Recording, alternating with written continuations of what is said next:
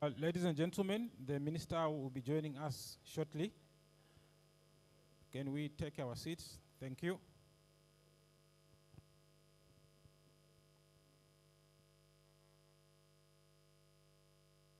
Shall we rise as we welcome the minister?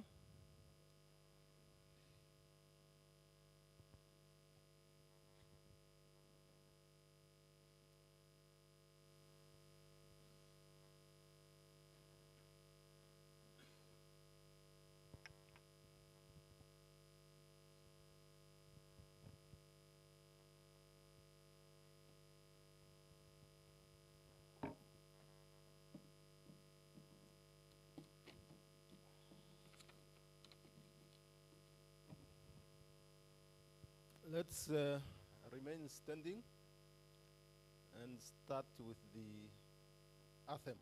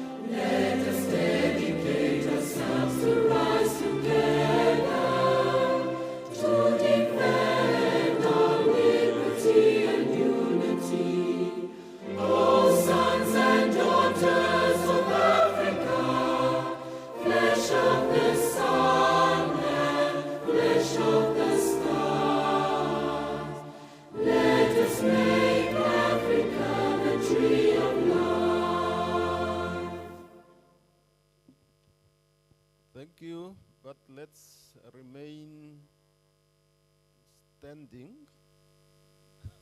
Sorry, Honorable Minister. I want the volunteer to come forward and have a prayer for us. Any volunteer? Okay, there we have one. Please.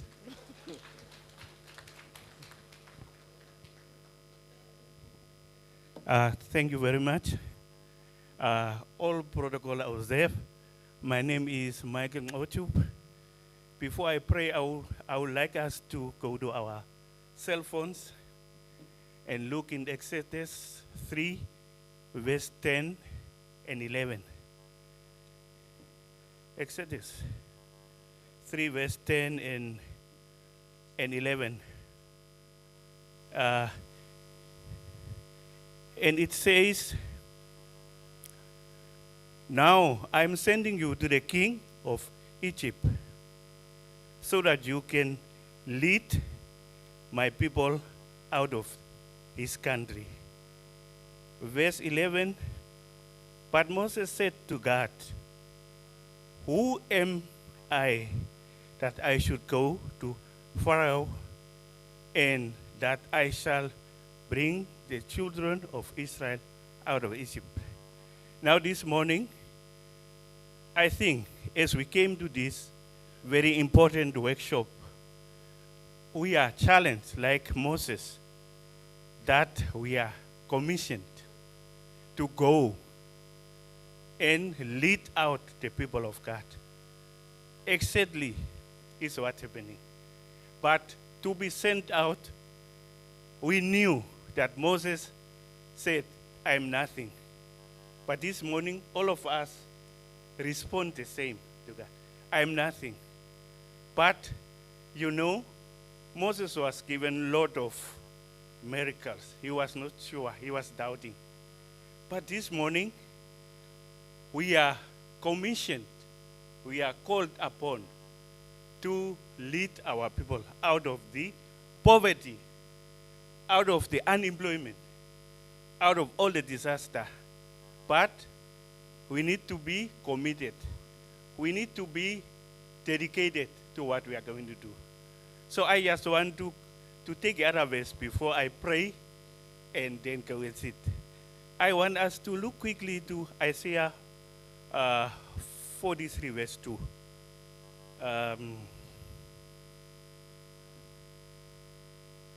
Isaiah 43 verse 2.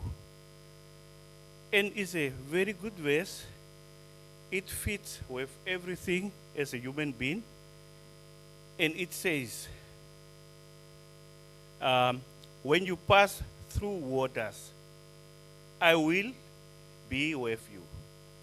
And through rivers, they shall not overflow you. When you walk through fires, you shall not be burned, nor shall the flames scorch you. So we have insurance today. Whatever difficulties we are going to face during these celebrations, we are assured like Moses. So let's pray. Heavenly Father, we thank you for this morning. As we gather here as brothers and sisters, Lord, we only came for one aim. Our aim is to lead your people out from Egypt, Father, from poverty, from problems. So just give us the mind, peace of mind this morning as we deliberate, so that we can look upon you, and so that we can surrender all to you, Father, so that you can take over, so that you can walk in midst of us, and so that you can deliver us, and so that you can give us a strong working group in this workshop, so that your people will be led out of Egypt, out of poverty. So we thank you, Lord. Bring peace and happiness. We thank you for the safety you gave us, and we lift our faces to you, so that you can provide us with safety, with peace, and with happiness, and with joy. All these 2.5 days we are here. Govern us and guide us. We thank you for your peace, and we thank you for your presence in our lives. In your mighty name we pray. Amen. Thank you, brother. We may be seated now. At last.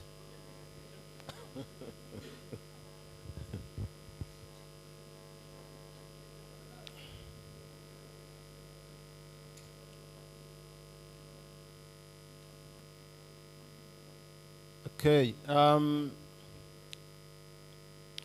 We are done with the AU and the prayer. And thank you very much once again for the prayer. I want to start the program, the next item on the program. I would like to recognize the presence of Honorable Minister Erastus Utoni, our Minister for Urban and Rural Development, the presence of our ED, Mr. Ngidinwa Daniel. I want to repeat one mistake which we are making as regional councils and local authorities. I know there are no local authorities here. With regard to the ED, and that is his names. Please take note, the first name is Ngidinwa, and Daniel is the surname, not vice versa. Ngidinwa is the given name, and the surname is Daniel. So it's not Daniel Ngidinwa, but Ngidinwa Daniel. Let me recognize the presence of CROs from all the 14 regions. I'm not seeing any executive director yet. Oh, okay. Oh, yes. My apologies, EDs. I know we are expecting EDs. Let me recognize the presence of the EDs that are present.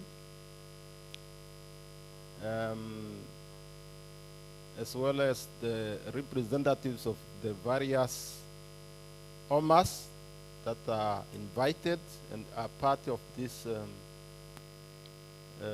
gathering.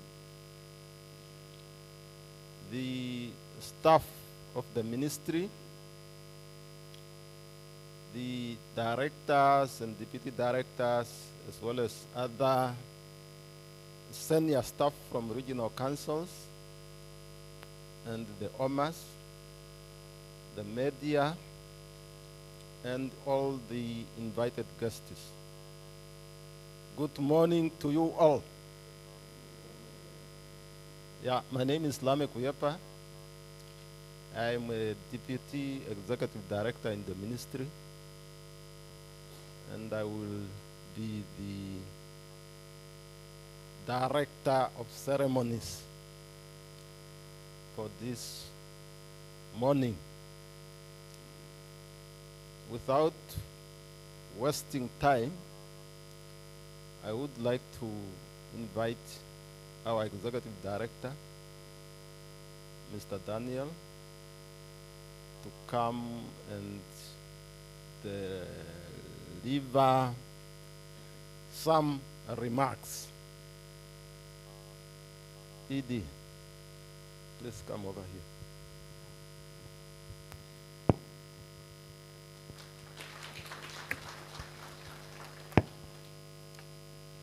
Good morning. Good morning. That's much better.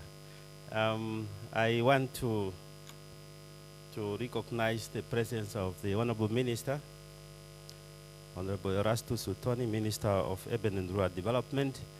I am delighted to see my brother, colleague, Gomes Menete, the Deputy Auditor General of the Republic of Namibia, including the islands.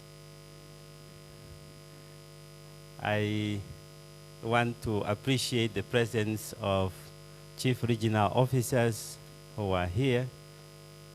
I am delighted also to see other stakeholder institutions, that is offices, ministries represented here. Honorable Minister, thank you for making time to join us at this very important gathering. And when I look at the hall is packed, it really renews and clearly confirms the importance that we attach to decentralization, and above all, that decentralization is an important tool for us as a government collectively at the center and at the regional and local authority level to deliver to the people of this country what they expected of us. I would like to welcome us with the following quote, and that ties in with the scripture reading that was shared with us by our brother. Thank you for that. And it says that what we do for ourselves dies with us. What we do for others and the world remains and is immortal. And this is just an important clarion call to all of us, just for us to take stock once again as to what is the reason for our existence. Why do we occupy the position of trust that has been given to us as regional councils and as government in general? It's not for ourselves, but rather to deliver and to serve that purpose in life, which is to help our fellow citizens. I am delighted that we have been able to once again meet this year to take stock of the progress that we are making in this very important sector, and above all, for us also to recognize where there has been challenges and what, and most importantly, what do we do about those challenges to make sure that we continue to be relevant and true to our purpose. Honorable Minister, I only have these very few remarks, but what I find very relevant is for you to know who has responded positively to your call for us to converge here. And I would just want to call the regions and the institutions. If I call a region, then you can stand up so that the minister can do his roll call. I want us to start with the Far East, Zambezi. Zambezi in the house. Thank you. Welcome, Zambezi. Okay, full house. Thank you. Kavango East region. Okay, thank you very much. You're welcome. Kavango West. Kavango West region. Regional Council. Thank you very much. Ohangwena. Ohangwena, are you in the house? Okay, CRO and your team, thank you very much. Okay, so we move to Oshana. Oshana Regional Council. Okay, Shana, welcome. Thank you very much. Then we move to Kunene. Thank you very much, Kunene. Then we have Omusati. Thank you very much. You know, I did it on purpose. I jumped you to go to Kunene just to make you to. Okay, thank you very much. You're welcome. Then we go to Oshikoto. Oshikoto, welcome. Ochodonjupa. Yeah, Mika, I see you. Yeah, from Oshikoto, I saw you. Ochodonjupa region. Thank you, CRO and your team. Then we come to Erongo. Erongo Regional Council, you are the host. You are supposed to be in big numbers. Okay. Then we move to, let's go to Hardap. Hardap Regional Council. Thank you all the way. Aras region. Thank you very much. All the way down south. Thank you for making the effort to join us. Omaheke Regional Council. CRO Semba and the team. Welcome. Then we have Commerce. Minister, I thought you were going to stand. Otherwise, CRO Machira would not be, Mafira will not be happy, and there will be a roadblock. Okay, okay. So I can, you know, I have the number. It's GRN 18. That is the car that they should block. Yes. Thank you, Commerce. Have I left out any region? Okay, then I am very delighted for other offices, ministries that have joined us. I want to start off with the Office of the Auditor General. Thank you very much. My brother, the Deputy Auditor General, is here. He's a very important stakeholder in decentralization and to make sure that whatever we are doing in the course of decentralizing and providing services is done by the book and according to the best corporate governance principles. Can we also look at the other ministries that are here? Ministry of Agriculture, Water and Land Reform, very important stakeholders. If one of the functions that we have decentralized is rural water supply, which is very important, agricultural extension services. So I want to acknowledge Mr. Nangolo, newly appointed Deputy Executive Director in that ministry, and your colleague, thank you for coming through. One of the ministries, together with that of agriculture, works and transport, that are also making advances when it comes to decentralization is the Ministry of Education, Arts and Culture. Are they here with us? Thank you very much. They are one of the leading pioneers, and I think with them, we are close moving to devolution, because they have really made advances in the the delegation function, phase of the decentralization. Thank you for joining us, colleagues. Ministry of Works and Transport, are you here with us? Yes, thank you.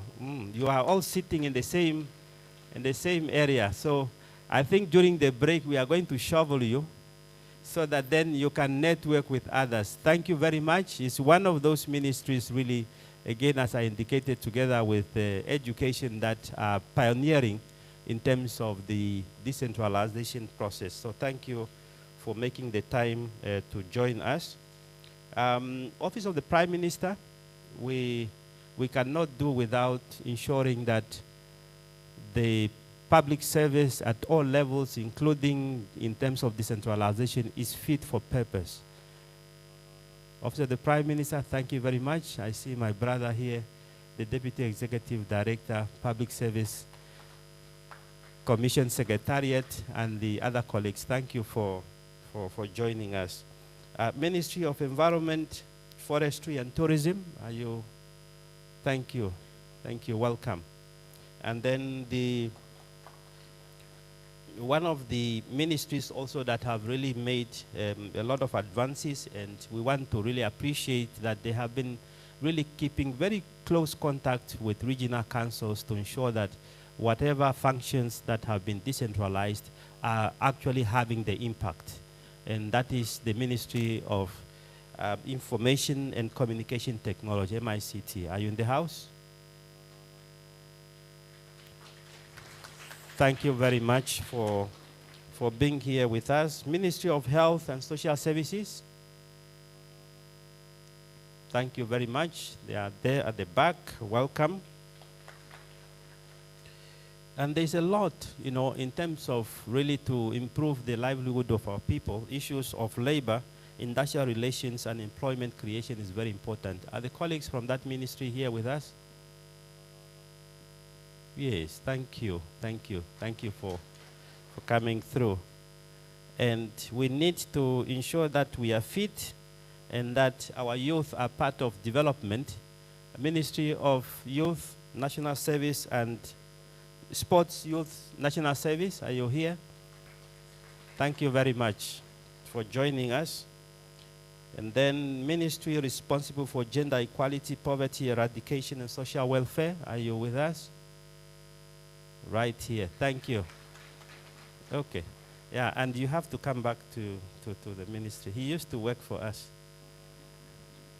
So I'm going to thank you. So you cannot run away from us. You can either change this side, but you continue to come back. Let me see. Which other ministry do? Any other institution that we have not recognized who are here with us? I did it on purpose.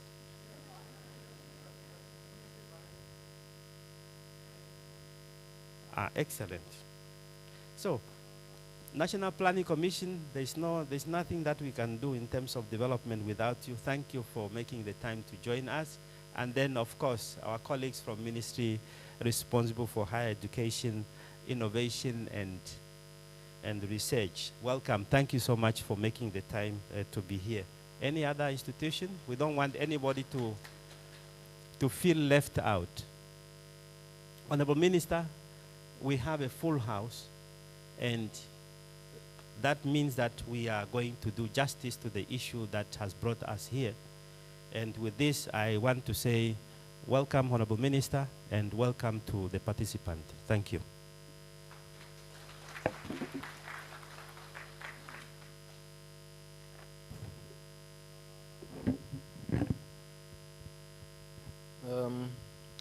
Let's give another hand to the ED. And the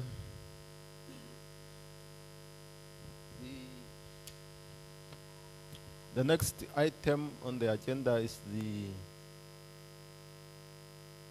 keynote address by the Honorable Minister. I would therefore like to invite the Honorable Minister to come and deliver the keynote address. Honorable Minister.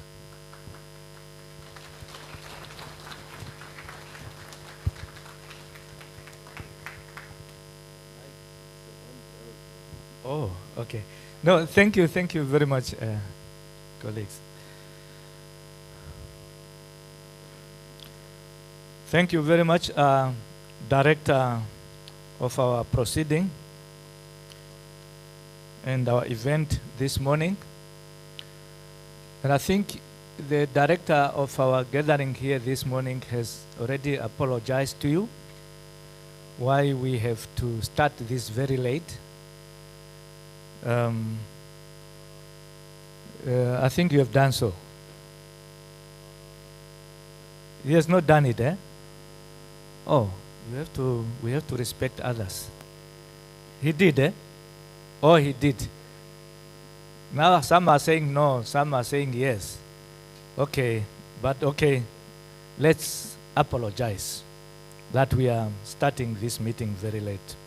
Director of Ceremonies, the executive directors of various ministries present here this morning, chief regional officers present here this morning, senior officials and staff members representing various ministries, regional councils, and other institutions. Regional councillors, do we have regional councillors here? Only officials. Yes. Members of the media, do we have media here? Oh, my sister is here. Okay, thank you very much. Distinguished invited guests, ladies and gentlemen, a good morning to you all. Have you taken your tea and coffee? And what else? Oh? Yeah?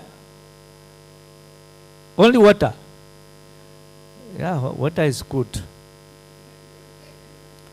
Okay, thank you very much.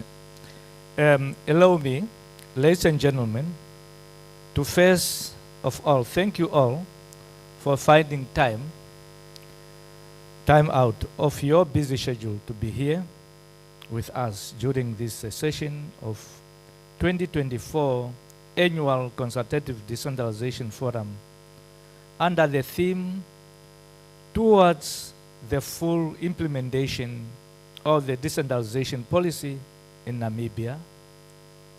Indeed, your presence is a clear testimony of the importance you attach to the decentralization cause in general and in particular, service delivery through shared responsibilities between at all levels of government. Ladies and gentlemen, let me from the onset state that upon the adoption of our Constitution in 1990, the government of the Republic of Namibia embarked upon a pivotal journey towards empowering local communities and that of fostering sustainable development across our beautiful country. The government's resolve in this regard was demonstrated through the swift establishment of subnational governments structures in the form of regional and local governments, and subsequent adoption of the decentralization policy of 1997, as well as enactment of all other enabling legislation in place. This consultative platform provides an opportunity for us in the Ministry of Urban Rural Development, regional councils, decentralizing line ministries, and other partner government institutions as key role players in the implementation of decentralization policy to reflect and assess the progress made thus far, share best practices and ideas, discuss challenges that are being encountered, and most importantly, to collectively formulate strategies and remedial measures to overcome any such challenges going forward. But now I want to ask you a question. We have been meeting for many times,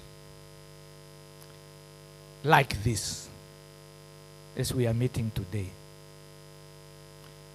The question I want to ask, I don't know whether I would have a good word, but maybe you help me with a good word. Now we are talking about decentralization. Are we feeling that issue of decentralization? Do we feel it from our regions? Are we able to touch decentralization at our region? That's why I'm saying I need a good word. Can we feel it? We are talking about decentralization. Can we feel it? Is it there? Huh? Do you feel it? Are you able to touch? Or you are touching it? Thomas is not touching it, he's just looking at me. Now, if you are feeling it, if you are touching it, tell me, is there any tangible project in your region through this process of decentralization? Is there anything that you appreciate that, yes, thank God, thank government, because of decentralization, I'm now feeling and I see this tangible project through this process, through this policy of decentralization? Is there anything that you are proud of in your region? Zambezi, you are saying yes. Which one? Is it not you who said yes? I'm not coming here to address like normal address. We are here to talk things. My dear CRO, are you saying yes? Do you want to mention one project through a decentralization so that this media can tell that yes, decentralization has produced something for us in Zambezi region? Might be mentioned 2, 3. Did you say yes? Can I put you on the spot? As always, you are ready, eh? Please stand up. Tell us what we have produced as a result of decentralization. We cannot just come here, minister talk, and he goes. No. Come, my dear sister. Yeah, come. I'm also here. Oh. Thank you. Thank you, Honorable Minister. Maybe let me just define. The decentralization entails that you empower those who are at the regional local authority level with this decision-making powers. Now, having said that, I'm proud by the fact that central government has, in certain responsibilities, allowed decisions to be made at the regional level. For instance, I'll give an example of under rural water supply and rural electrification. These projects, the decision as to where these services should be provided is done at regional level. So we are consulted, we engage with our communities to determine exactly where these services should actually be. So that's a point. Previously, you would just receive decisions made in central government to say there's going to be a borehole in that particular area. So we can also mention a lot in terms of decisions as to whether you are going to open a school. That, yes, I'm going to make, no, the last one, which I'm very proud of, and this was done by the Minister of Urban and Rural Development. Our offices and the design of that office, the ministry gave us that full responsibility to plan that office, have it constructed, supervised, and that was done by the regional council. Thank you. Thank you very much. I have never been a teacher, but I will try to proclaim myself as a teacher. Who else? Tell me specific. Still Zambezi. But Kavango is. Hey. We want you to tell members of the public that yes, decentralization has come up with this project, progress, and whatever. Specific, not a statement. A statement is for me today. Thank you very much, Honorable Minister. For Kavango I need to be proud by saying the construction of schools and ablution block for the COVID, which Ministry of Education have done. They have done great things, and we have the result thereof. Thank you very much, Honorable Minister. Idi was talking to me. Can you repeat again, please? I did not follow. The construction when COVID hit the country, and the schools which it was built in that phase of the COVID, it was marvelous than what we could have done in 5 years. In 1 year, we have built several schools. Thank you, Honorable. Thank you, thank you, thank you. Thank others. You don't want to give hands because you are not doing anything in your region. Just give it. Just give it. Yeah? Any other region who wants to volunteer? Hey, Commerce is so scared. I will not point at you. If you are scared, I will not put you there. Only when you said no, I want to say something. But ministries, those who have decentralized their functions, are you happy that the activities that you have decentralized are carried out positively? Are you saying yes? Is any ministry who can say yes, we are happy, the activities that we have decentralized to region to region we are happy? Where is MICT? Why are you saying MICT? You are not from MICT. You want to put them on the spot. You know, it's our time to talk. We cannot just come here putting on nice suits and then sit here and then. No, it's to tell members of the public, isn't it? What we are doing. People are crying there. Now I'm asking, I'm challenging, challenging in a positive way. Is there any ministry here who can also demonstrate to us and tell us that, yes, Minister of Urban, what you are asking us, we ministry we have decentralized these activities to the regions, but we are happy so far. Or there are some challenges. Oh, it means ministries have not decentralized anything. Is the question not a good one? Maybe it's not a good one. We want to test. When are we going to tell the public? Yeah. So, that is what I wanted to hear. Media, go and ask them whether what they have decentralized is performed the way they are expecting it. Ladies and gentlemen, as a key stakeholders in decentralization, we have collective responsibility to ensure that all the people of this country are provided with the quality and quantity of public goods and services they need as near as possible to where they live, go to school, and all where they work. Therefore, it is of vital importance that we continue to harmonize and strengthen our multi-leveled coordination mechanism between the central and subnational organs of our government.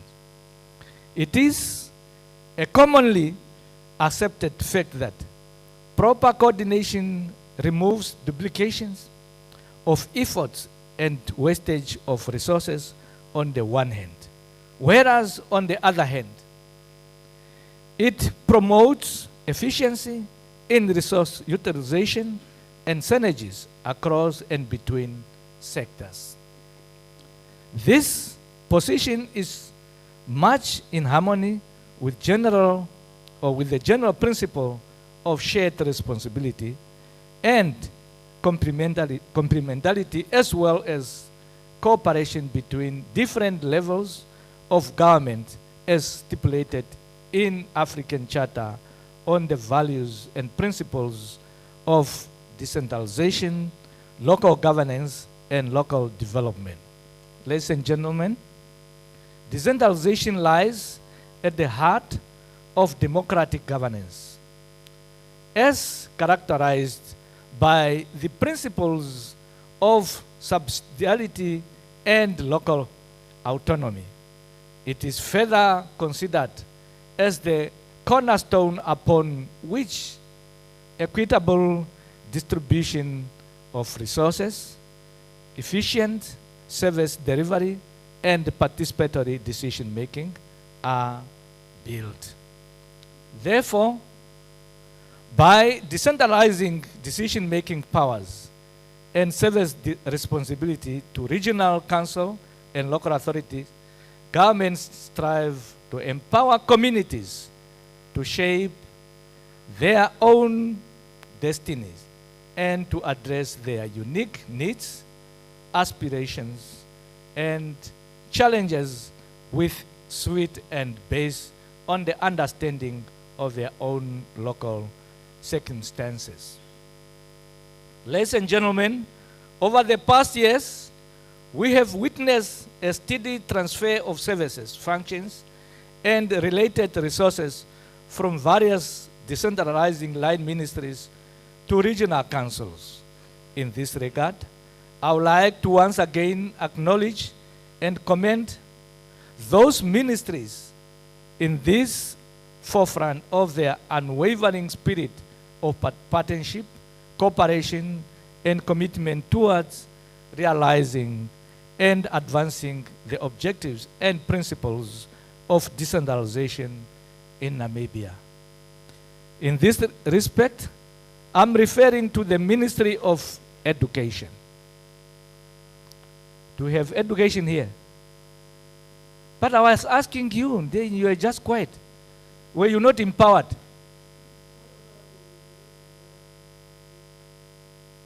You were raising your hands. Are you happy that the activities that you are decentralizing are carried out the way you wish or you want? Come here, my brother. You just want to hide. Are you here? Tell them that we are happy. Children, there are no children who are not going to school in our region, in the regions. Do you want to say specific issues? And where there are challenges, say it out. You are empowered, eh? Thank you very much, Honorable Minister. Maybe I must start to put a disclaimer, so that whatever I'm going to say is not necessarily a reflection of the views of the ED. But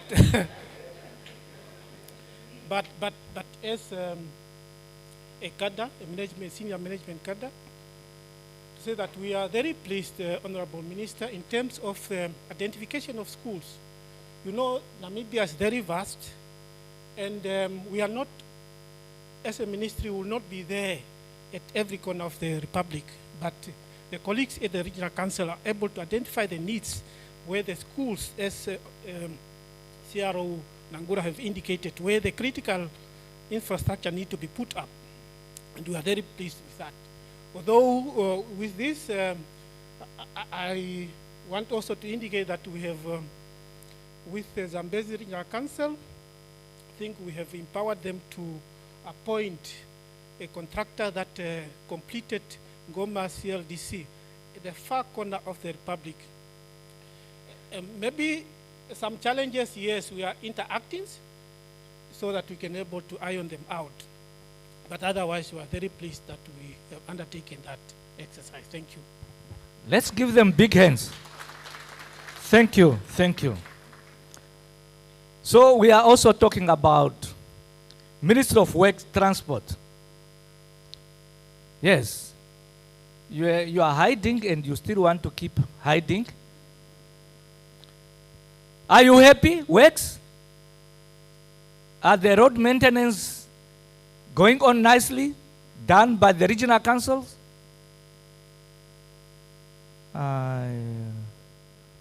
Works.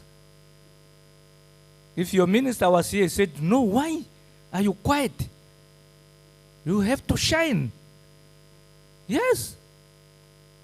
Okay, thank you. Information and communication, are you happy? Are the network, how do we call it? Audio visual, They are doing their work. But you are speaking on behalf of, are you from Ministry of Information? Can you come and say something? You are from Eben, but you are happy the way information is doing. Are they not here?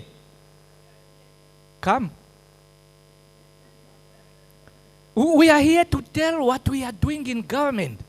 Because people are saying we are not doing anything. Do you really that song always to be sung? That we are not doing anything. Tell them that this is what we are doing. Are you ready? Don't be scared. These are your people you know. Don't be scared. Don't worry about English. You can even speak in your language. Don't worry. These are not our languages. Just speak what you know. Whether it's broken, whoever is going to laugh, let them laugh. Then it goes with air. Thank you, Honorable. Yes, we are happy that we have decentralized audiovisual and production and print functions. We could actually do better, but we are on our way. But what currently is happening is that we as a ministry, we have set up rural ICT centers across the country, 2 in each region, in very remote rural areas. And we are experiencing a little bit of a challenge to keep them sustainable. Yeah, so we are currently working with the regional councils to see how we can integrate these particular rural ICT centers, because we need everybody to have access to ICT wherever they are. They don't need to travel so far. Elderlies don't need to get their pensions very far away. They can just get them at those centers. So the challenge I'm talking about is that we need these centers to be integrated within the already existing structures of the regional council. So, but otherwise, so far, I'm happy, but not as happy as I should have been. Oh. Yes, because for me, the process is too slow. Because decentralization is not supposed to take years. It's supposed to take, at least at the maximum, it's supposed to take 5 years. But where are we now? So let's not kind of put it under the carpet. We are not moving as fast as we should be. And our people out there, they still need the services. They are still waiting, unfortunately. So that's why I'm saying I'm happy with what is happening on the 2 functions that we have delegated, but the pace is too slow as far as I'm concerned. Thank you. Good, good, good. Yeah, you are the ministry, just push. Who else? Who else? Yeah, but thank you very much for what you have said, that at least there is progress. And that is good report that we want to hear. Yes, there's no any situation without any challenge. As she said, there must be always challenge.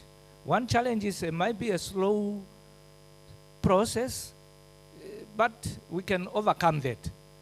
Thank you very much. Yes, poverty. That is not poverty, it's gender. Eh?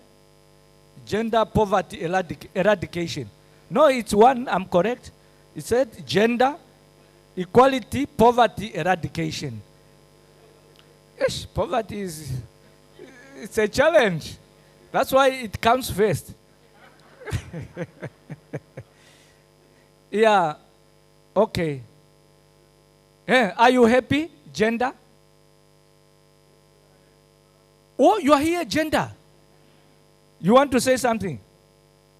There's equal between men and women now. Equal distribution of resources. Don't make a statement, eh? Yeah, it's our own statement today. Good morning, Honorable. Good morning, ladies and gentlemen. This particular slot is reserved for the Honorable for the keynote address. And to share this slot with Honorable, that's a special honor. Thank you very much.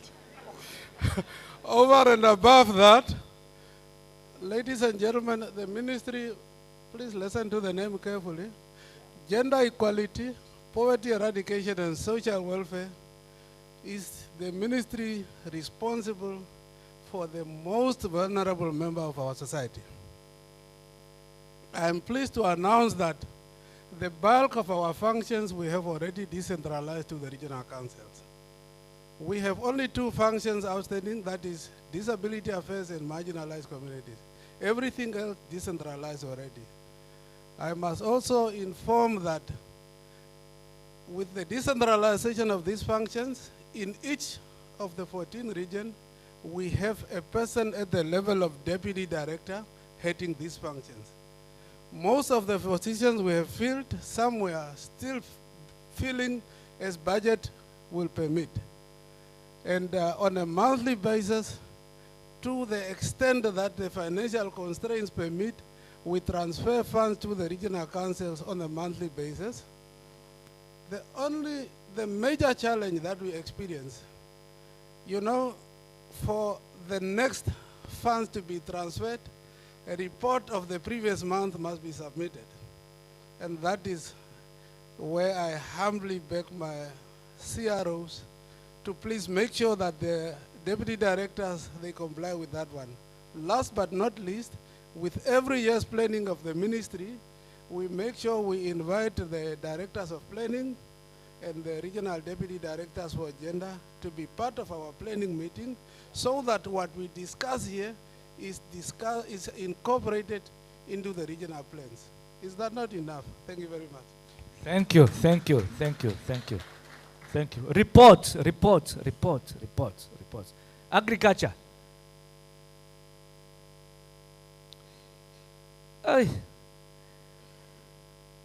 Don't hide. Agriculture, are you happy? Okay, maybe they are not here. Huh? Are they showing their hands? Agriculture, tell Namibia that you are doing a lot of things. Rural water supply, whatever. Everybody has got water. Tell them, come here, my brother. But don't come and make a speech, because people want to continue with other activities. Yeah, maybe you think I'm wasting much of your time, but we really want to test. Thank you, Comrade Minister, especially that you invite me to share the podium with you. Please tell them. Of course, agriculture have taken the task. We are Ministry of Life, that we were able to decentralize our functions as far as water is concerned, as far as registration of land rights is concerned, as far as issues of food production is concerned. We were able also to work closely with the local authorities as far as development of communal areas is concerned. Our programs making roads into the issues of value chain. We built abattoirs there with the help of local authorities. We are distributing aid into poultry value chain, horticulture value chain, and of course, because of the time, our footprints will remain in the regions, and we shall continue to work with the regions. Thank you, Comrade Minister. Thank you very much. Do you want the office of the Auditor General to be decentralized? You don't want? Oh, now the Deputy Director General is saying, I'm sorry to say Deputy Director, Director General, eh? Am I correct? Auditor General, yeah. Oh, you don't want it to be decentralized? Oh, he's worried now. You are worried. You want to say something? You come later, eh? Yeah. I think he said he wish that can also be in the regions. And that you be empowered there to audit your books in the region, isn't it?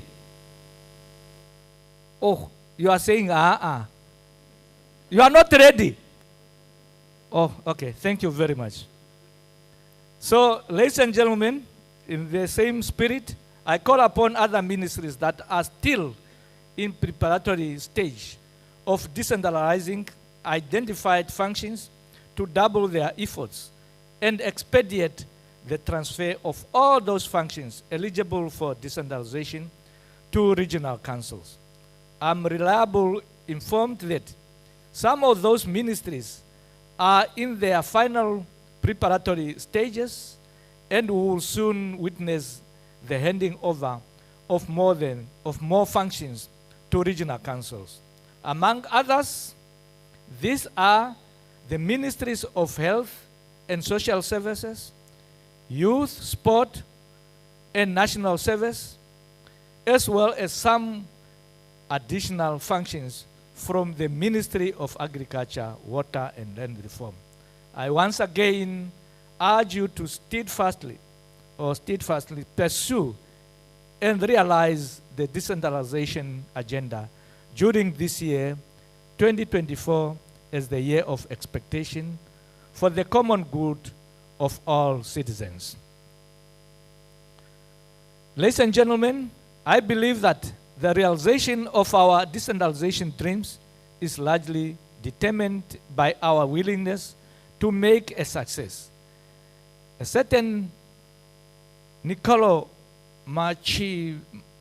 I don't know how to pronounce this name, Machiavelli once said, where the willingness is great, the difficulties cannot be great. And in the same vein, Thomas Fuller was once quoted as saying, nothing is easy to the unwilling. I would therefore like to encourage you all to hold hands and confront common challenges that lie ahead as a collective with steadfast. Ladies and gentlemen, at this juncture, I would like to once again call upon regional council leadership, both technical and political, to lead their institutions and manage decentralized responsibilities with diligence and by applying principles of good governance, namely professionalism, accountability, and transparency at all times. This is important in order to inspire trust and confidence in the subnational government system. Director of Proceeding, ladies and gentlemen, as we continue to strive towards the full implementation of decentralization policy, let us envision a future where every Namibian, regardless of their background or geographic location, has equal and easy access to opportunities, adequate and quality public services. Let us therefore use this platform to seize the opportunity to reaffirm our commitment to and bolster our efforts towards the full implementation of this noble policy. In conclusion, let me once again extend my heartfelt gratitude to you all for your presence as we look forward to your active participation and valuable contributions during this session. With these remarks, I would like to thank you for your attention and wish you fruitful deliberation. And I thank you once more again. Thank you.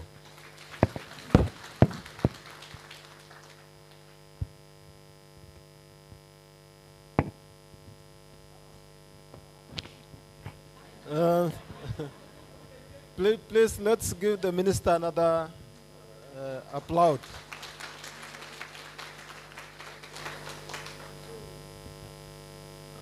I really liked the approach that the minister took this time around. He said he's going to be a teacher. Although he's not a teacher by profession, he really taught us something. Thank you once again, Honorable Minister, for the keynote address. We have taken a lot of issues that you emphasized in your statement. Maybe one of those that I need to highlight is that this platform is not just meant for us to come and talk. It's meant for us to exchange views,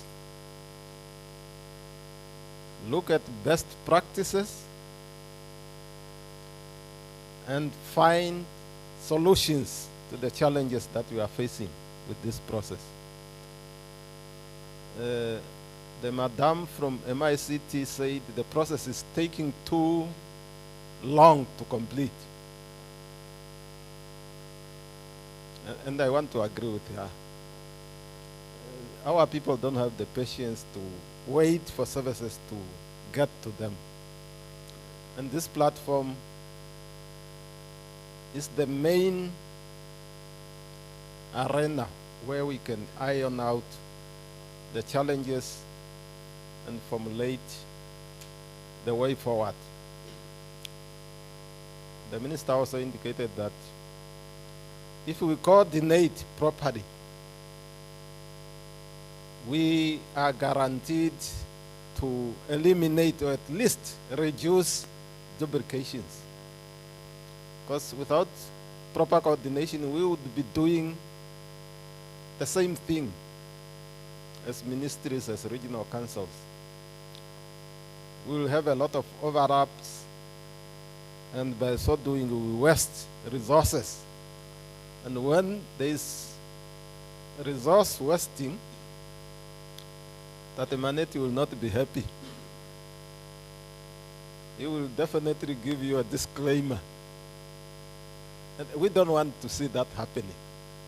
So let's try to coordinate. Back to our program. We are going to have a presentation by Mr. Skabongo. Where are you, Godwin? You were supposed to be sitting close to the minister there, but you just disappeared. Okay. He will take us through the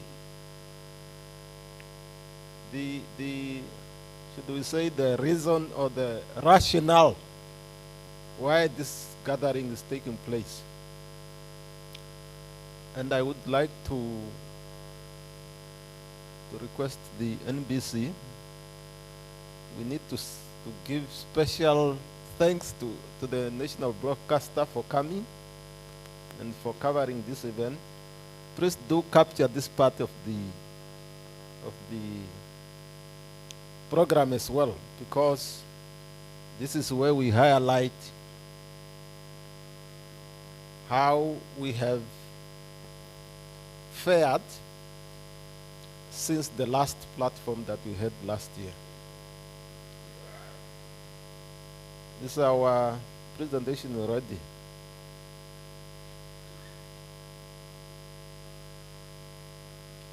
We will have to request the Honorable Minister and ED to perhaps rearrange. Can someone, some colleagues from the ministry come and assist us to, okay.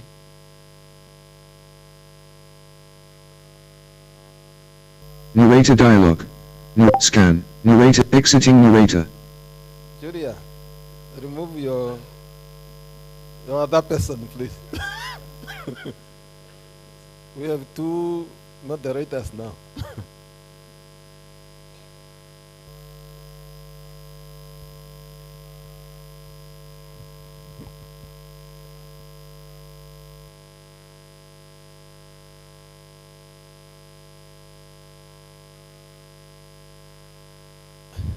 Just give us a few minutes.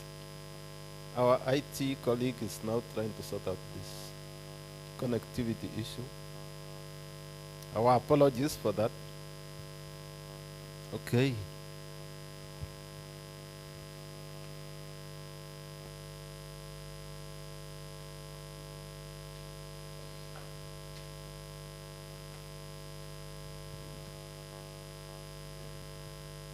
It's showing that side.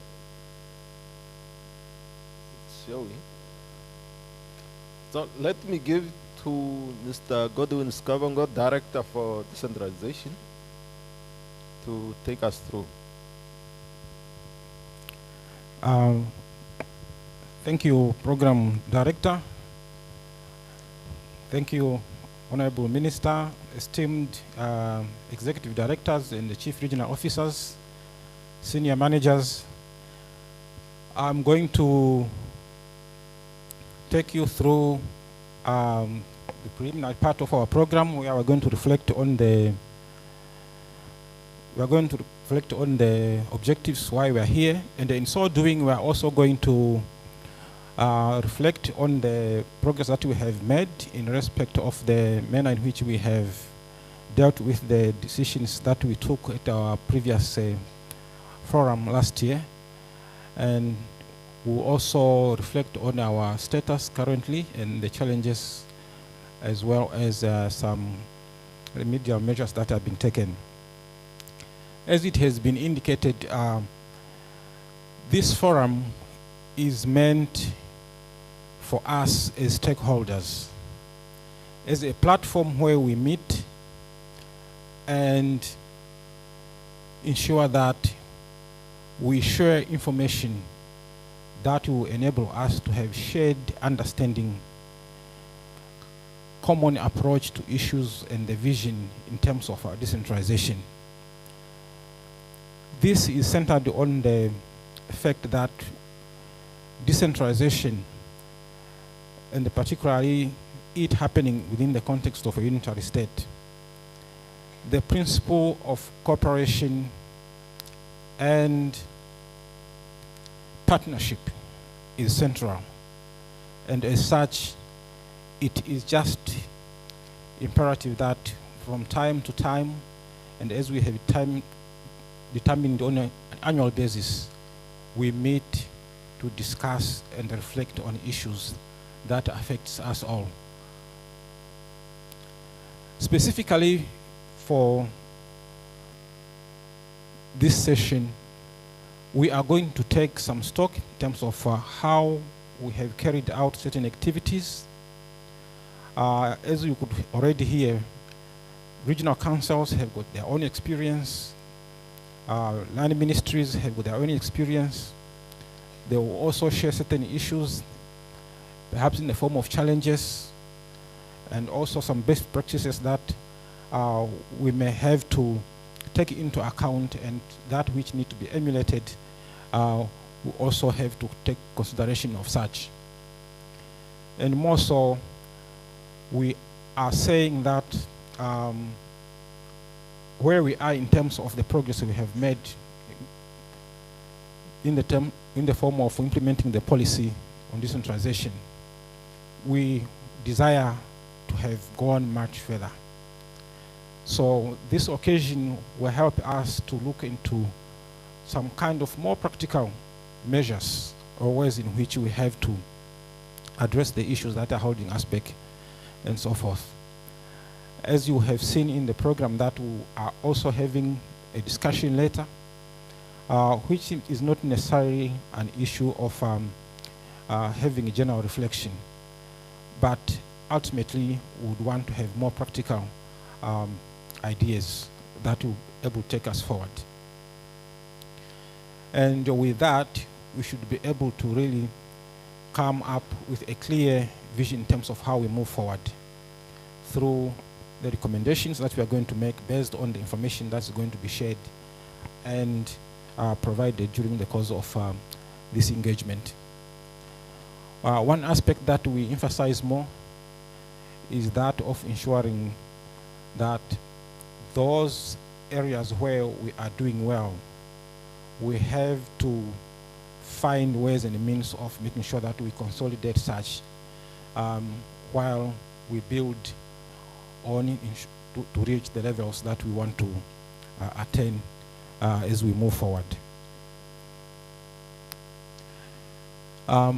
With that, allow me to transition to look at the recommendations and activities that we had looked at and decided upon from the previous forum. And these were categorized according to performance areas. And the first part there, what you see, talks to aspects that relates to issues dealing with monitoring and evaluation, because they are understanding that any program or reform, for us to effectively implement it, there must be stronger and better ways of monitoring what we are doing. And the emphasis under that aspect was to introduce monitoring and evaluation mechanisms in addition to the annual assessments that we already undertook in collaboration with centralized line ministries. And what we have done there, and in response to that, that the ministry have already enlisted the service of a private consultant who are working on the assessment of decentralization in general, but particularly with the ultimate result would be that a plan will be drawn, and also that implementation plan would have a monitoring and evaluation framework that will help us then to track progress going forward. And this is the standard provision in terms of policy making. Because if you don't have a monitoring mechanism, you will not be able to track how you are progressing. I want to assert here that that aspect does not mean that we are going back, but we should be understood that it is taking off from where we are to take us forward. The other aspect there was for ministry to consider allowing such kind of assessment or re-examination by external service providers who would undertake such review or evaluation from a very more independent position. And in this respect, given what we have already done, that aspect is already covered in that range. But of course, that noble idea still remains valid. Going forward, consideration will be taken for external players or stakeholders such as universities and others to review progress or assess the evaluation of the progress that we are making in this program. The other area, functional area that we were looking at is that of human resource management. And in this particular area, what was more critical was for the ministry to finalize the blueprint structure for regional councils to accommodate decentralized function. You may recall that after we have had those deliberations, there was a workload assessment that was carried out in collaboration with the Office of the Prime Minister And this was after our initial submission that we have made. And thereafter, we resubmitted to the Office of the Prime Minister. That was last year. And we should understand that this aspect is happening at the time when government is also purposeful in terms of ensuring that the civil service is kept to the minimum, or let's say maximum necessary in terms of its size. Also, there are aspects that are attached to that which relates to containing the wage bill. Therefore, the process going forward will require us to have some clearance, and also in our approach going forward to make sure that whatever we are proposing in the development or creation of additional positions to address the shortage that we have, that has to be done taking into account the compensatory reduction approach, meaning that we have to look at various structures across government, particularly decentralizing line ministries, and even regional councils themselves, to see what positions may we surrender or sacrifice so that we can create the positions that we critically need. So this is where we are with this process. We are not entirely very excited about where we are. The idea was that we would have finalized this exercise already by last year. Our last communication feedback on this was somewhere around December, January this year from the Office of the Prime Minister. So that engagement continues. And the possibility cannot be excluded that we will come back to you as regional councils and perhaps line ministries, especially decentralizing line ministries, as we interrogate this aspect, particularly when it comes to the compensatory reduction approach. And then the next item there, which is number 3, is that which relates to planning. Planning is something that is very central in the success of any organization, and this is also true when it comes to the performance of decentralized functions. In this respect, our ministry, that's Urban and Rural Development, in the OPM, we were to look into how regional councils are to incorporate those decentralized functions in their structures. And in this respect, we are saying that these functions, we have established that general consensus that these functions have been decentralized and gazetted and transferred to regional councils, though under delegation. But on the basis of the fact that they are gazetted and handed over, the regional councils have a legal obligation in terms of the management and the performance of those functions. And as such, they will be required to monitor how they are implemented, and also to make sure that they are included then in their plans. The modalities in terms of the practical aspect or approach, I think these are issues that we can collectively agree, either by appendixing or perhaps complete integration into our plans.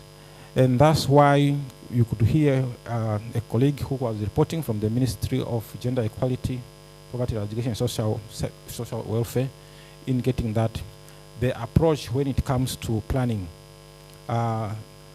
already at national level, as the ministry plans, they would invite regional heads, especially those ones overseeing decentralized functions, the directors of planning, and also the officials to be part of that, to ensure that what is being agreed and planned there find its way into what the regional council has to plan.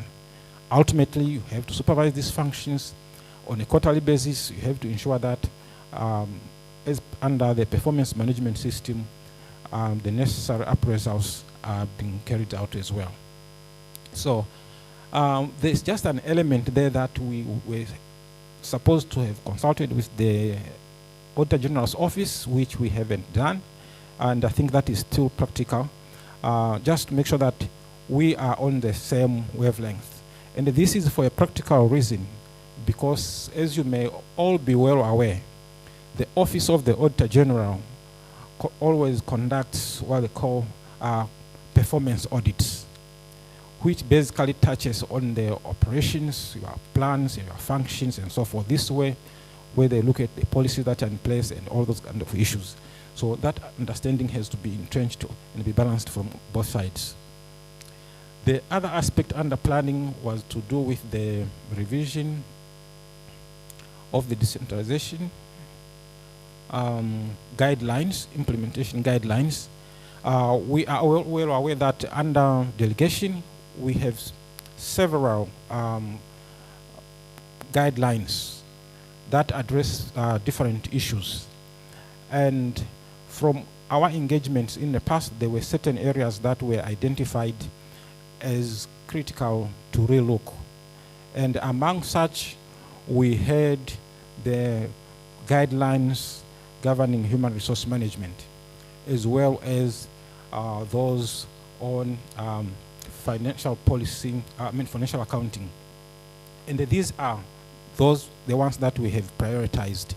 And I can happily report here that we have obtained approval on all those guidelines.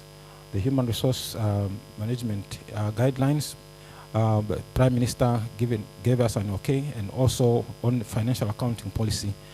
On that particular one, financial accounting policy, it was also more necessary to align it with the introduction of IPSAS, because that was one of the key issues to say what the guidelines that were in use or which are in use were not speaking, especially when it comes to reporting standards. So those alignments were made, and during this financial year, we will be rolling out by way of inducting regional councils, those ones in human resources and finance. And this is something that is very important to say, that that exercise was being done in collaboration with officials also from the central government and also from regional councils. So this is what we have done so far. On IT, emphasis was made that all regional councils have to constitute IT committees. And in this respect, the ministry has been in the forefront of providing the necessary guidance and guidelines. And some of these issues are very important, because even when the auditors come, they always look at some of these issues. The committees that you have, apart from the very purpose that they may also perform to ensure that your IT system are in place and also other aspects are taken care of. So when it comes to the number B there, the replacement of obsolete IT equipment, I think this one was more on servers, because quite a number of servers at regional level have been there for quite a long time, and many of them, you know, sometimes they just shut down or break down. So that aspect, quite a number of regional councils have already replaced the servers and migrated the necessary information. And what we have been doing and continue to do from the side of the ministry is to encourage regional councils to make budgetary provision. Quite a number of regional councils have done this on their own or through their own financial arrangements. So that is something that we continue to encourage. Of course, in that respect as well, when it comes to IT in particular, there is a critical shortage of IT personnel at regional level. Currently, each regional council has got only 2 IT staff provisions. That is system administrator, I think a technician or 2. And when you look at the bulk of functions that are being decentralized, there is no way that that smaller unit can be of really significant and meaningful help. So that consideration, we are saying, within the framework of the structure that we are talking about, that aspect also has to be looked into.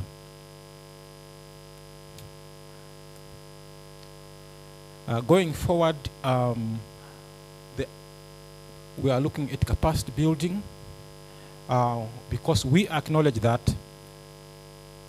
taking over more and more responsibilities and functions will require us to have certain skills, and as such, quite a number of those aspects were being prioritized. And what we have undertaken so far is what you see up there. In particular, we took special interest and gave priority to training that will enable regional councils to make sure that with the implementation of IPSAS, they have got the skills and understanding that is required. And we have trained about 25 officials in across regional councils, particularly deputy directors and the chief accountants. And this is a certified training on IPSAS, which was offered through the University of Western Cape. So, and we were pleased. The results were quite exceptional, and we would want to believe that the percentages that we could see there, which were mostly above 85%, will translate, into a meaningful change in the regional level, because the issues of financial management is quite critical. Sometimes you can do almost everything right, but if there are some red flags in the manner in which you manage your finances, everything is almost collapsing that you have done. So that's why we gave prominence, priority, that particular aspect. And of course, we did the structural query language IT training for all IT staff with regional councils.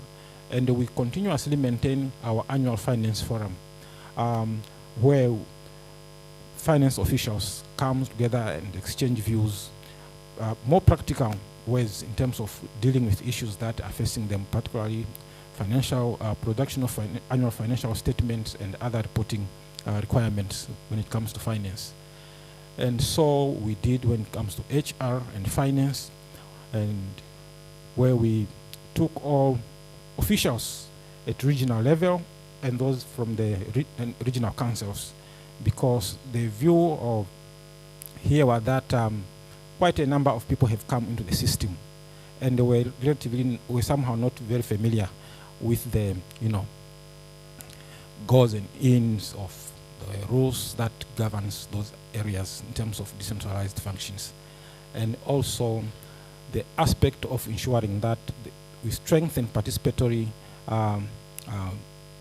planning and development at regional level through empowering particularly chief development planners and deputy directors at regional level to be able to ensure that they can be able to train constituency and constituency development committee members and other committees when it comes to development issues. So those are issues that's what we have done in those areas. Under the policy and the legislation, here we expedite the amendment of the Regional Councils Act. In this respect, we can just report that we concluded stakeholder consultations during the course of last year, and we have since submitted the draft bill to the Cabinet Committee on Legislation. We are engaged at that level as well, and we hope that you will be able to move to the conclusion of this project during the course of this financial year. And the review of the decentralization policy, which is what I've just alluded to, and under this we are covering quite a number of issues. You may recall that we have been talking about the issue of ensuring that we have an integrated and comprehensive plan for decentralization. We're talking about issues of monitoring and evaluation. We're talking about issues of ensuring that the policy itself must live to what is current, because somehow it may not be addressing certain aspects. So that part is also taken care of, in the sense that there is a consultant that is already working on that. Perhaps they might have visited some of your regions, as currently they are already in conducting some field work where you are going to be able to be engaged. And going forward, we are going to have some collective stakeholder meetings where we are going to deliberate and validate some of the issues that will come out of that report or that study. Fast tracking a little bit, we have got some of those issues, the prioritization of office space or accommodation or infrastructure. And I think this was one of the issues that came up. This is an ongoing process. Capital projects, we have made significant progress in Kavango West, Hangwena, they are also somewhere there. I think Karas by now, it's done. So as and when financial resources becomes available, needs that can be catered for will always be prioritized.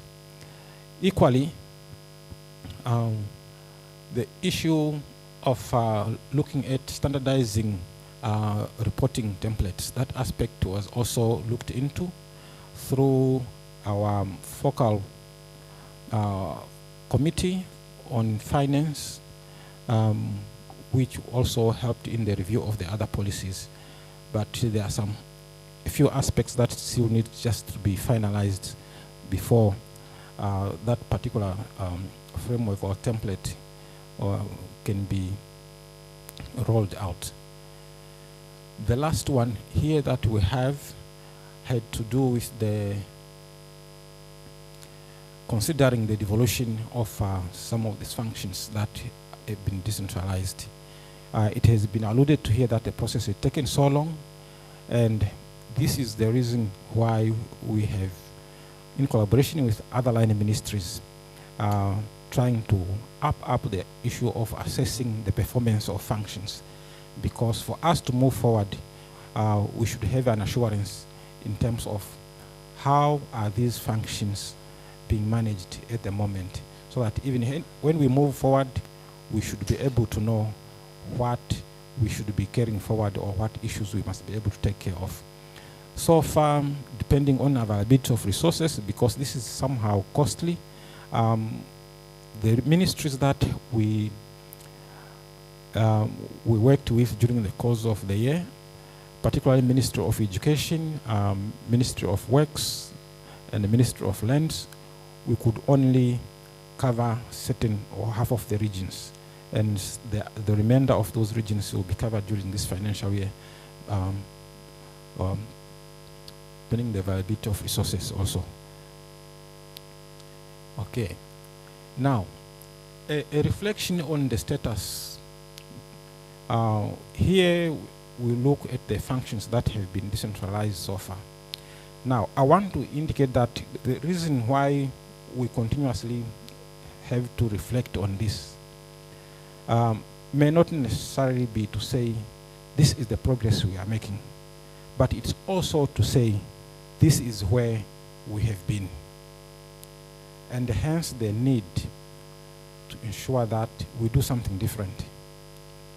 And we want to, I want to believe that especially those who are going to participate in the discussion in the afternoon will take keen interest in this presentation, particularly this part of the presentation, because we are talking about accelerating the implementation process. This is where we have come from. You are going to observe that first functions were decentralized in 2009. And as we are going to go forward, you are going to, since that time there was a pause. And you only see significant transfers from 2016. And that has been sustained up until 2021-22. If we could maintain that pace that took place between that period, we could have done much better. And perhaps even as we move forward, we could be able to, be completely at the same level. But now we have a situation where some of our ministries are lagging behind in terms of where they are, as the minister alluded to in his speech, that others are still quite behind. So this is basically the picture that you have. And that picture of the functions that will be decentralized continue, including those ministries of information up to 2022 there. And going beyond that, you find then those ministries that have made advances. Reference here was made to the Ministry of Labor. There are some aspects that we are reflecting on collectively with the Ministry of Labor here. As you may observe that mostly these are labor services. We are interrogating the possibility of other functional areas as part of the package of what need to go there. And we have been engaged, we are currently engaged with that particular ministry. But so far these are the functions that are gazetted, and we are simply having those reflections to determine how we should proceed and the handing over thereof. And equally, most importantly, we spoke about agriculture, water and land reform. In this respect, the Deputy ED spoke about those functions. What we have here is more what you, in layman's language, call extension service functions. There's a common name that they use it in the ministry, they say DAPIs. This is where you have those people who deal with all horticultures, who meet our communities, advise them on irrigation and the kind of plants and products and crops that they need to, to aid the aspect of food security. So all these functions here, including those ones under the Ministry of Health and the ones under the Ministry of Youth, we are only waiting for the Public Service Commission and also the Prime Minister to grant the approval for secondment of staff members, and we should be talking about handing them over. With the Ministry of Works, apart from the maintenance functions that have been decentralized so far, the government garage services have become an urgent consideration. And so far, the ministry have been engaged into information and consultation sessions with regions in terms of decentralizing these functions. There are quite a number of aspects that have to be considered here also. And the ministry is looking into those and the defined modalities. Very critical is that you find the situations in some regions where 2, 3, or 4 regions are sharing one government garage, which is located in a particular area. And we still have to go with the ministry to engage those regions to define modality in terms of how that aspect has to be dealt with, and also to map out perhaps even transition measures on how to make sure that those services will be in the specific regions once we decentralize them. So that is very critical.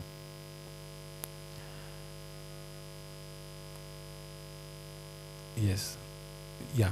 Here, okay, we spoke about rural electrification and small miners development. These are the areas where we are quite behind, and community-based natural resource management and the community forest management, we haven't really made significant progress in these areas.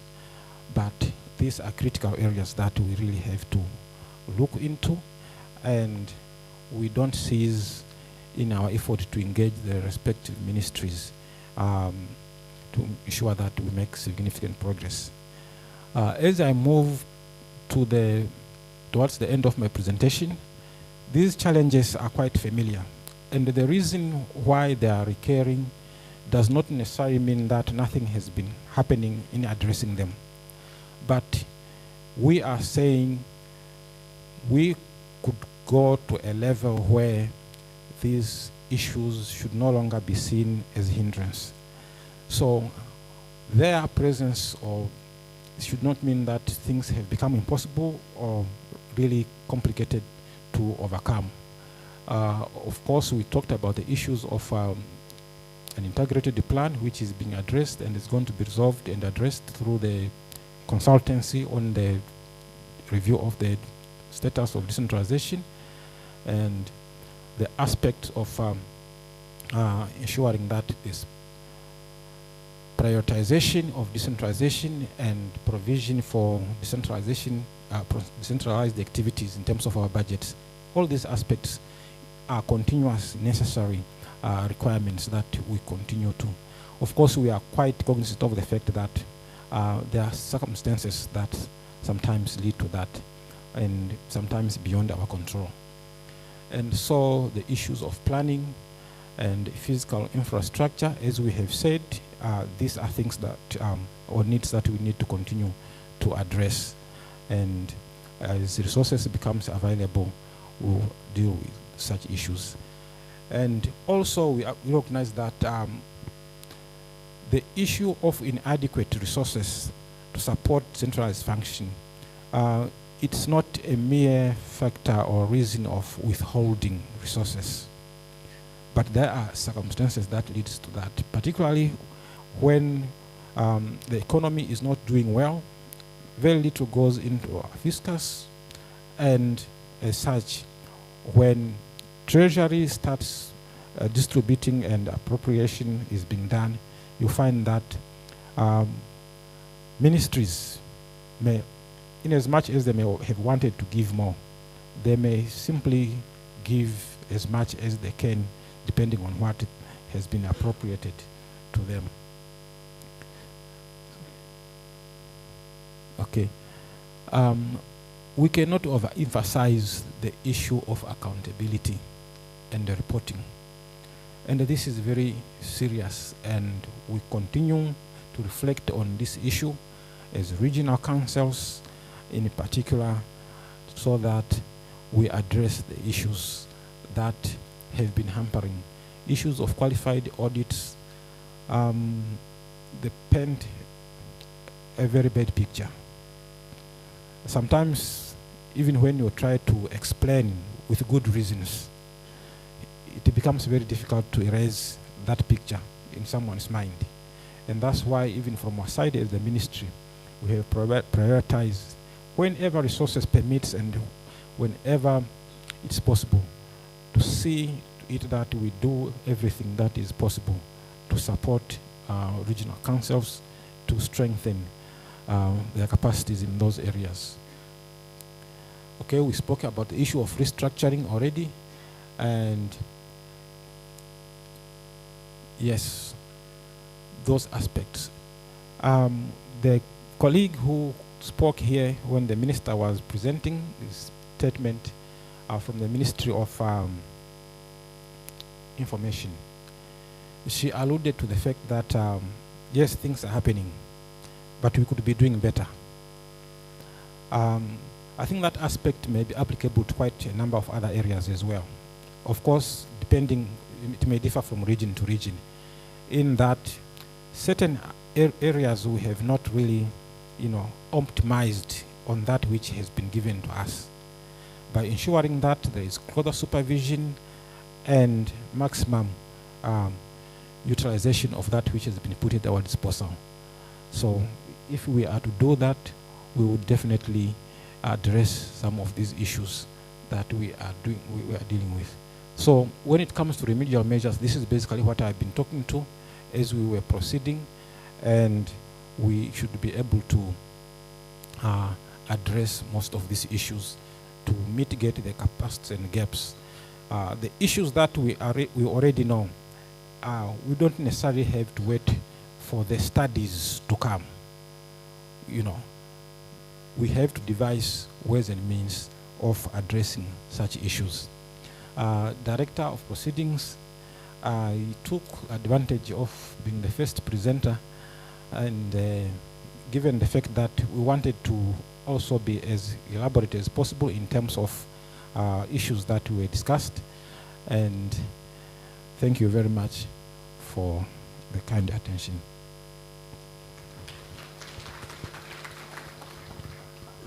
Thank you, Mr. Skabongo. Yeah, basically, running behind time, and you know we are being hosted by the hotel. I will not allow us to proceed to the next presentation because of the time. We need to break for tea now. 15 minutes, or is it 30 minutes? I think 30 minutes will do because of the number of people. Can we agree on 30 minutes? Okay, now it's something to 11, so we should be back here. Yeah, it's okay. So we need to be back here at 11:30. And then when we resume, we will proceed to the next presentation by the Office of the Prime Minister. Thank you. Let's break.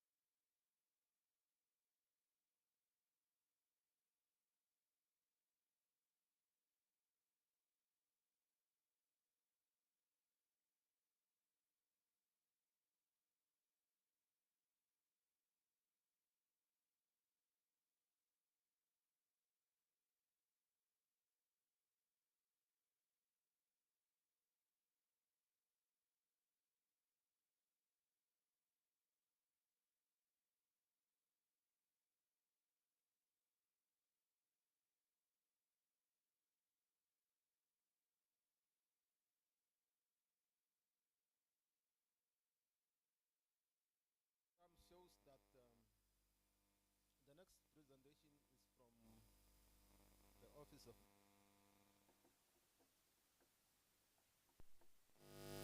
of our colleague from the Office of the Prime Minister is ready to come and present on the performance management system at the regional councils. Can we have the...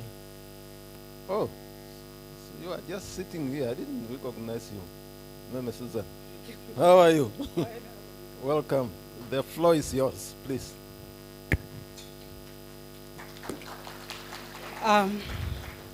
Thank you, Director of Proceedings, Honorable Minister, dear Executive Directors present here, Chief Regional Officers, and all protocol observed. Good after, it's still good morning, eh? How was the tea break? It was good. Thank you very much for the opportunity to invite the Office of the Prime Minister to come and present this wonderful tool that the government has introduced since 1997 to help us to accelerate improvement of performance in the public service. And this is none other than the performance management system. My name is Susan Tema. I'm the director responsible for performance improvement in the Office of the Prime Minister. We are the one who coordinates the rollout of the performance management system, the business process re-engineering, and the customer service charters in the entire public service. So my presentation will touch on the framework, what is performance management system, and I know we all know actually what we are here to do for the whole 2.5 days is nothing new. We know about these things. But what we are here for is to encourage one another and to help each other to do an introspection and to learn good lessons from each other so that we are able to go back home and accelerate or hit the ground running in terms of implementation. So we'll just touch on those key items, and then you can move to the next slide. First and foremost, what is the performance management system? If I had so much time, I could do as the Honorable Minister did to ask questions. But I will not ask questions because we assume all of us are managers, are supervisors, are public servants, and being public servant, even one of the items when you are inducted, if you were inducted very well, it was on the performance management system. So it's not new to us. It is a tool that plays a very big role, especially in the implementation of the decentralization that we are here to talk about. It's a tool that helps us to gauge progress or see how far are we getting there. First, to know where we are going, and also to check whether are we really getting there or not. If we are planning to go to Kitmans and we find ourselves in Okahanja, this tool will be able to help you to tell you that, you are facing the wrong direction. Go back to that direction. So the rationale of the performance management system is not a burden as viewed by some. That is extra work, this PMS. Some are calling me Miss PMS. It is fine. We are there to do that. PMS is not a burden. It's not an extra work to be done. It's not a punishment. It's not a form of getting scores towards one another. But it's the tool that helps each and every individual staff member to perform to the best of their abilities. The aim of the performance management system is not to punish. The aim is to help us to improve so that we are able to save our citizenry. We were reminded even in the scripture for today, I like it, we are the servants, we are the Moses that will help Namibia to move from Egypt to Canaan, where there is milk and honey, where there is no more poverty, there is no more unemployment. And all of these things, we are in these positions of power to help our fellow or our citizens to get out of that despair. So performance management, you can go back to the first slide, is just one of the reform initiatives that is aimed at the efficient and the improvement of the public service.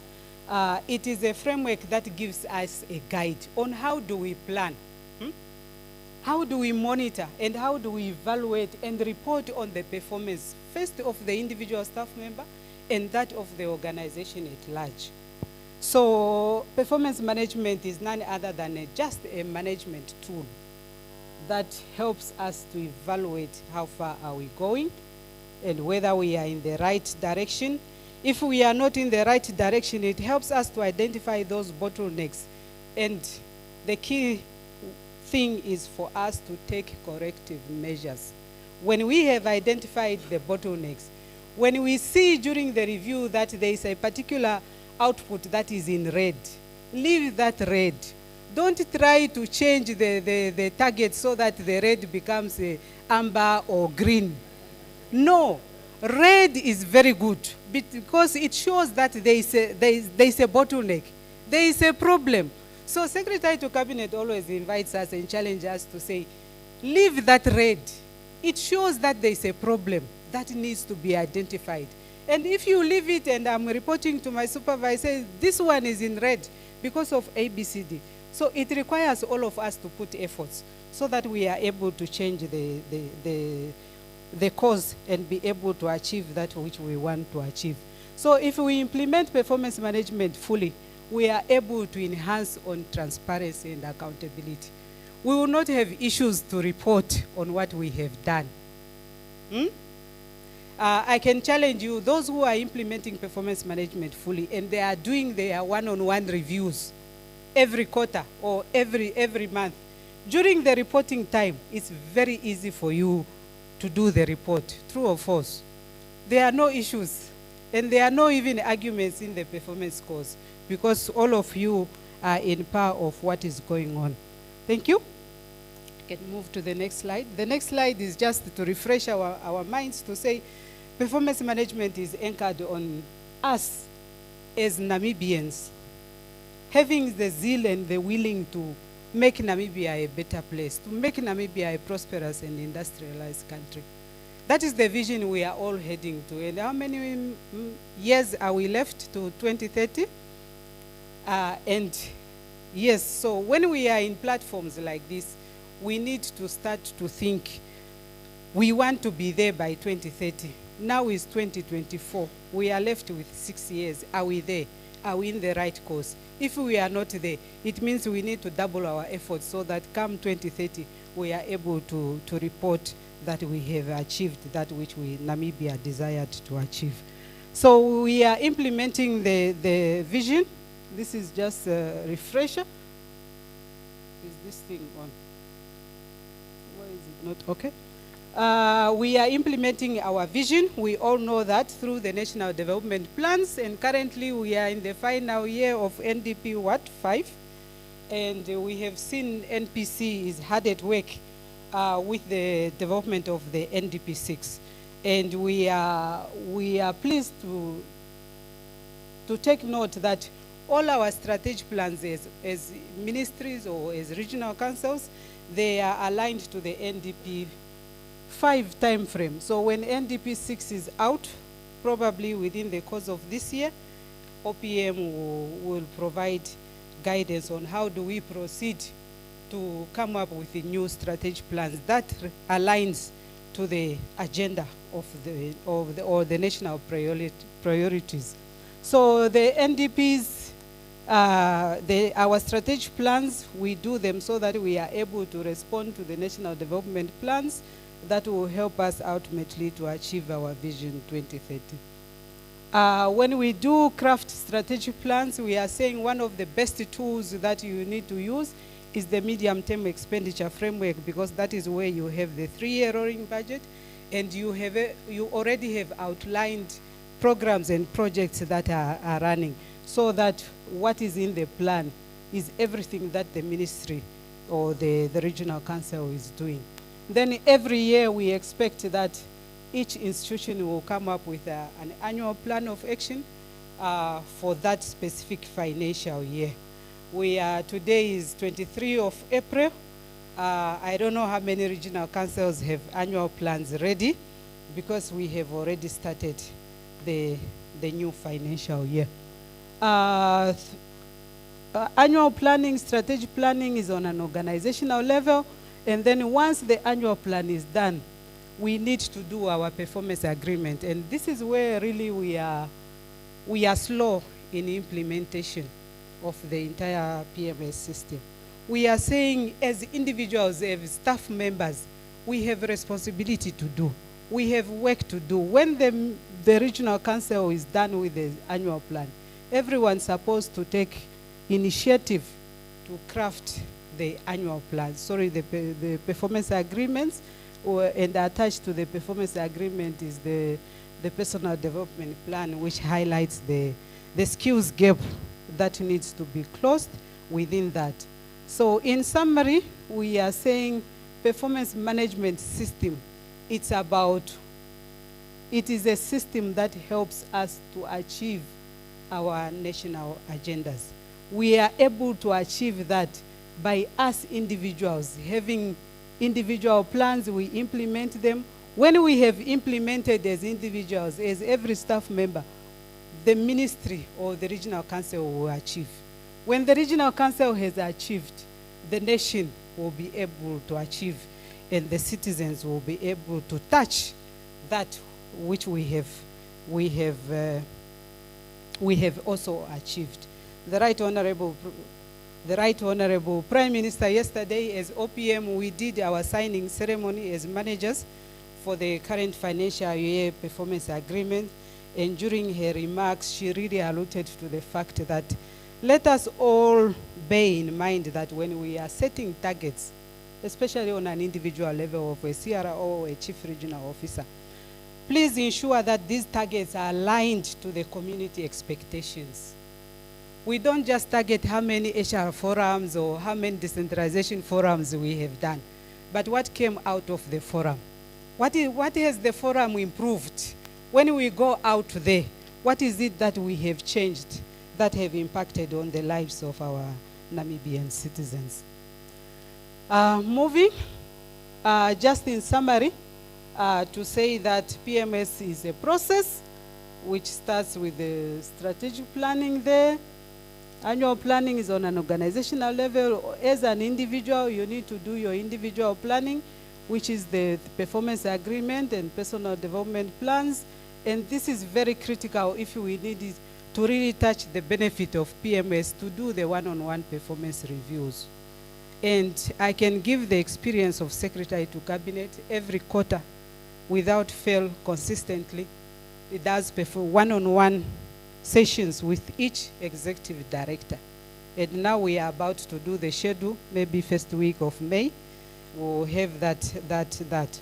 And what he alluded to us is that through this one-on-one experience with these executive directors, he has learned a lot.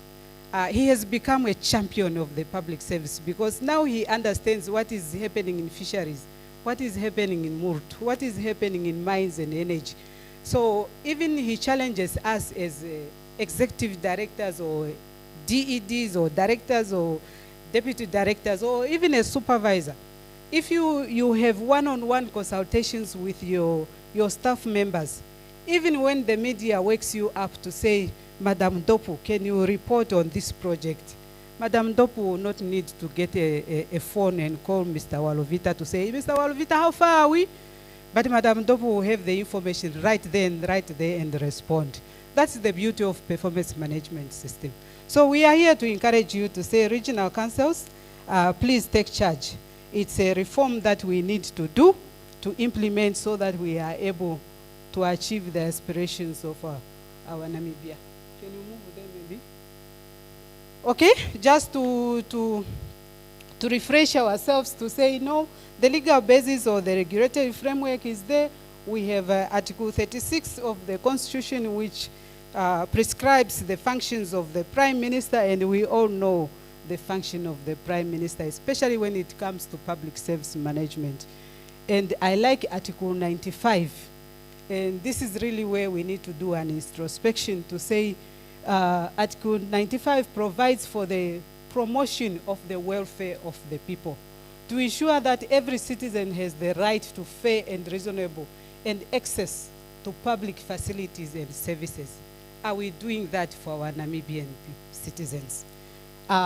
If we are not, let us double our efforts so that we are able to improve the welfare of the Namibian citizens.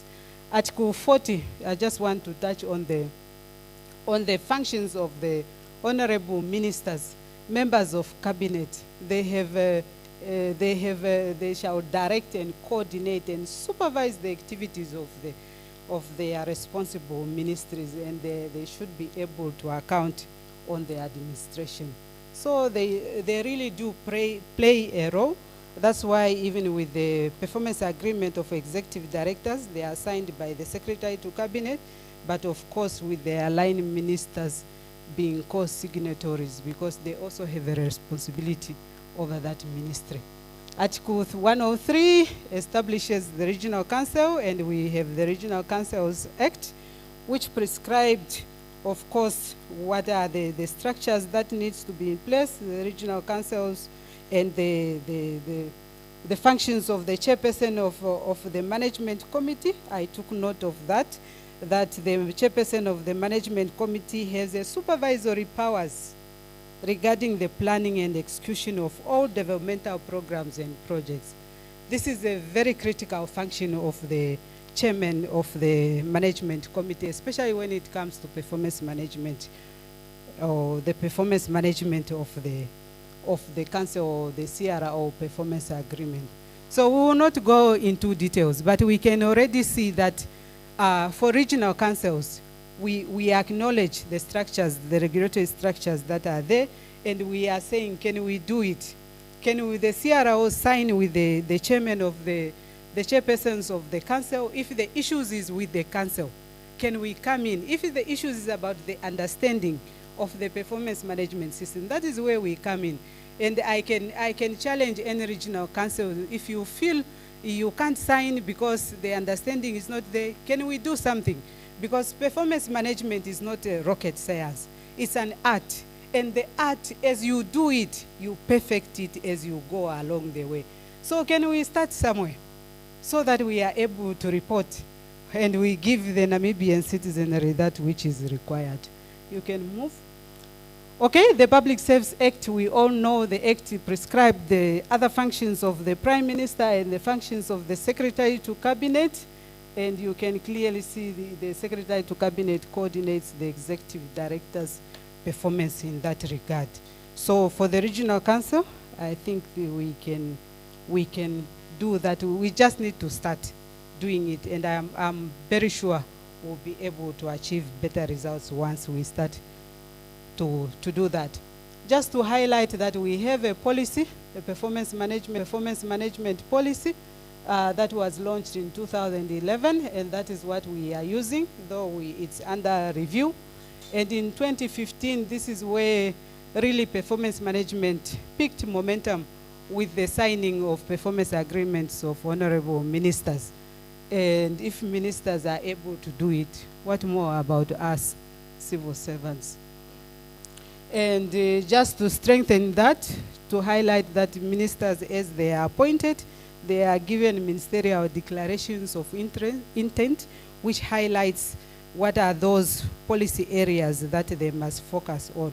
And we are always saying, when you do your annual plan, when you do your strategic plans, please look at those ministerial intents that were given to the right honorable ministers, because we are the implementers. Just to highlight on the principles of performance management, of course, it is linked to non-monetary as we speak, because of several, how do you call it, past experiences with the reward or appraisal system. So for now, performance management is linked to non-monetary. Non-monetary, it can be anything to recognize the staff member for the good things that they have done. I wish I could call Mr. Manetti to give us an experience. It's one of those institutions that are really recognizing their staff members for the job well done. And this is really up to the CRO or the ED to decide how will I recognize these good performers. And the performance management system gives us a platform to be able to identify who are the best performers that must be recognized. Even a picture there in front of the office to say, Mr. Walovita, best performer of the year for the regional council. Even his kids, when they come to the office, they will be able to see, Daddy, you are there. And then he will explain to me, I'm a hard worker. So we need to be able to do that. Let us acknowledge each other for the good work. Or the ministry can budget to say, let's give Ms. Ntema a weekend for 2 in Swakopmund. Huh? So these things are doable. Performance management is an art. And really, it's within us, especially the powers are there for the CROs, for the executive directors, to decide how do we reward or acknowledge the best performers. And we are saying PMS, it requires us to give timely feedback. The quota has ended, quarter 4. Even the annual plan has ended. If I may ask now, how many of us were able to report to account on the activities of the previous financial year? The way Mr. Mafila is looking at me, you can already see we are in process. But we are encouraged that can we give timely feedback? And if we do PMS properly, we won't even hesitate to provide this feedback because we already know what is going on. And we need to do it in a transparent manner. And the beauty with PMS is that the review becomes objective. Because at the beginning of the year, we are able to sit and agree. This is what is expected from you, Susan. This is how your performance will be measured. We'll be measuring you on how you have achieved ABCD. So when quarter 1 comes, the story is not about, I always see you not coming to the office. The story is about you were supposed to achieve A. Did you do it? It's a yes or a no, not in between. If it's a no, what happened? And how can we help you so that we are able to achieve better results in the next quarter? We can proceed. This is very critical, colleagues. PMS implementation is the responsibility of all staff members. Some of us, we are here, if I may ask, why you don't have a performance agreement? Because my supervisor didn't say so, my supervisor didn't call us for a meeting. But as a responsible public servant, professional one, you can do your performance agreement and submit it to the director and say, Mr. Director, here receive my draft performance agreement. I'm ready to meet you on Friday morning at 9 o'clock so we discuss my PA. What about that? You are operating on another level. Huh? So it's really all of us, it's our responsibility to do that. Let's not just look up. Look what you can do. What is it that you can do within the space that you have control over? And we are encouraged that this information we are receiving from staff members, we need to treat it with confidentiality. And the critical one, PMS, it aims to develop poor performers. The aim of managing performance is not to crush poor performers just from the first quarter. You are crushing the staff member, you are demoralizing you are very, we have been discussing this. But the aim is to help the staff member to perform, understand what are the issues. And with these difficulties we live in, with many social problems, we really need to have emotional intelligence and be able to understand and relate to one another properly so that work does not suffer. Yes, and we don't use this tool to punish, but we use this tool to help the staff members to perform to their best of their abilities. PMS may be linked to staff mobility. That is in progress, to link performance assessment to the recruitment process, because that is one way we are going to make it compulsory. When you apply for a job, it will be required that you attach your performance assessment. If you don't have it, we might not consider you. So we have seen that some are very good in talking in interviews, but when you check it, their performance is something else. So that one is coming. The Prime Minister even touched on it yesterday. She wants that to be realized, that we attach performance assessment to the recruitment process. Of course, it's a process to review the recruitment process, which is ongoing. I have already touched on the roles. just to indicate that for the regional councils, in case you don't have regional implementation teams, please have your 2-3 staff members that helps you to manage, to run around, to coordinate performance issues in the regional council. Because if you don't have that instrument working for you, you won't be able to do that efficiently. Some I have heard they have assigned that to the M&E units or planning units. As long as you have a unit that is running that is commendable, and that will help you to achieve better results. Just to highlight on the implementation in OMAS, because OMAS we are able to report, because every quarter EDs submit to the OPM, OPM do the validation and analysis and submit to Secretary to Cabinet, who does the one-on-one. So we are able to get first-hand information. We have it on what is going on. Just to highlight that when it comes to performance agreement signing, roughly around 50% of staff members do sign performance agreement. The trend is that most managers, supervisors, but the lower we go, it is passive. So the question is why, and what is it that we can do? Maybe managers, we come to workshops, we are trained. Are we going back and train everyone to understand and appreciate the benefit of this tool? Because whether you are a cleaner or you are a driver or you are a clerk, it helps you to be accountable and also to innovate, because you know I'm supposed to manage rural development, this project in this region. And how I do it is up to me to decide which day I go to this constituency or that other constituency. What is it that I must do so that at the end of the day, I'm able to achieve the targets that are set. And of course, the culture of performance management, really, we can see it coming if we can only embrace it and make it lively in regional councils also, the same way it is in OMAS with the executive directors. So that's why even with the statistics, of course, I don't blame the regional councils. It was the arrangement between OPM and MURD. This time around, we have agreed as OPM, because of the limited capacity in the ministry, in your mother ministry, OPM, we have agreed even with the team that from this financial year, we want to receive the annual plans of regional councils together with the performance agreement, the draft performance agreement of the CRO, so that we can validate that and send to you to process the signing thereof. I'm happy that the Honorable Minister and the Executive Director, they are here. I'm sure they are going to usher in the actual signing of performance agreement of CROs. And OPM, we are ready to provide the capacity where it needs to be, so that that leg of government, we are also able to report and say, Kunene, they are doing very well in this area. And I can, at this point in time, I can really applaud the Oshana. I hope I'm not giving it to a wrong region. My team told me, Oshana Regional Council, they are doing the best. I wish we had time.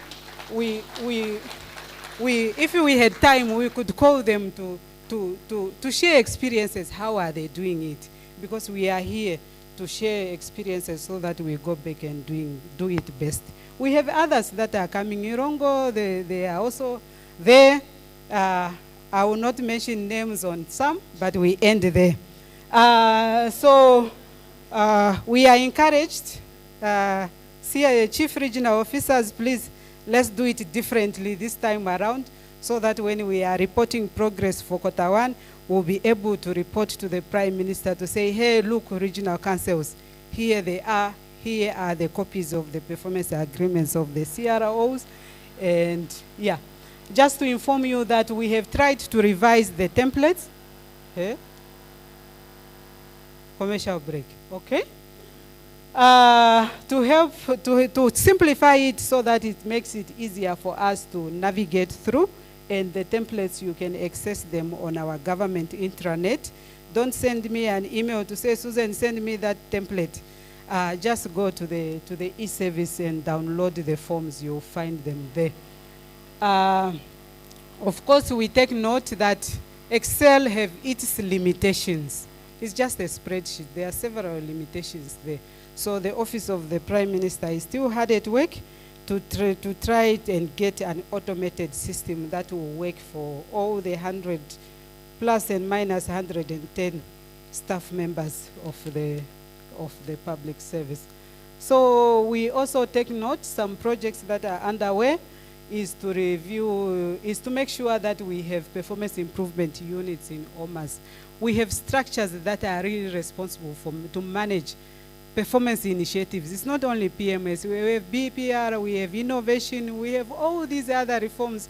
And some of you are serving in 5, 6 committees on top of your HR work. So it makes the life of performance management suffer. So the Office of the Prime Minister is in the process to try and ensure that we have a standardized structure for the units that will manage these ones. We can proceed. Next. Okay, key challenges. I have already touched on some of those when I was during the presentation. Low indicator setting. It all means, dear colleagues, let us measure the expected results. We are talking about result-driven performance management. The activities and some we are measuring even inputs. Let's measure the expected result. So that when Oshana Regional Council or Shikoto is presenting the achievement for the year, even the citizens can say, yeah. Because imagine if the CRO is presenting achievement of 99%, and then the citizens, there are no proper roads, no boreholes, there is lack of water. What will the citizens say? They'll say this government is cheating. What is it? So you need to relate, especially those that are in certain positions, you need to relate your performance targets to the expectations or to the expected results that is expected by the council. So that is silo planning. Let's talk to one another.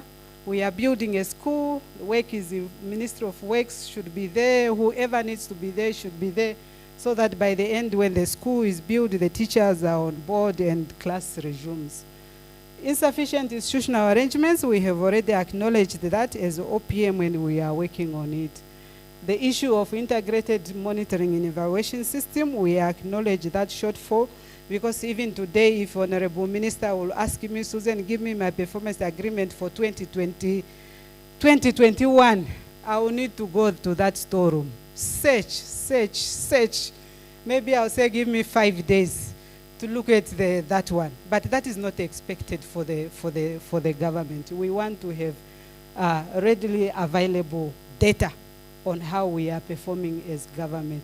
Non-adherence to the PMS timeline. This is a disease. And I hope, I don't know what more to say about that. Let us try to hit to the deadline. Let us try to report before you are asked. Why do we wait for ED to send a memo, submit your annual reviews? When you have already seen the financial year has ended, you can even start in Feb to do your assessment.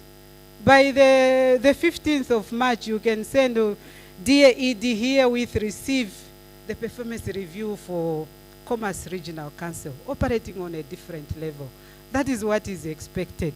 So let us try to submit on time, and let's manage performance actively, not passively.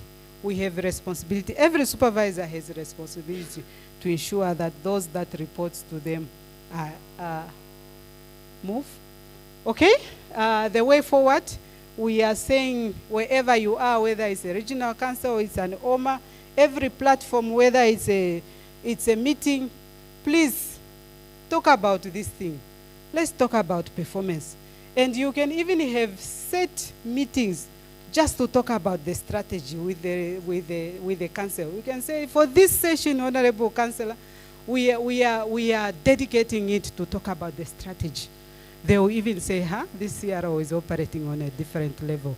We take them through the plans, and let's invite them during our planning sessions so that they are part and they are able also to give in their input, because when they are part, even the issues of the reviews will be very easier.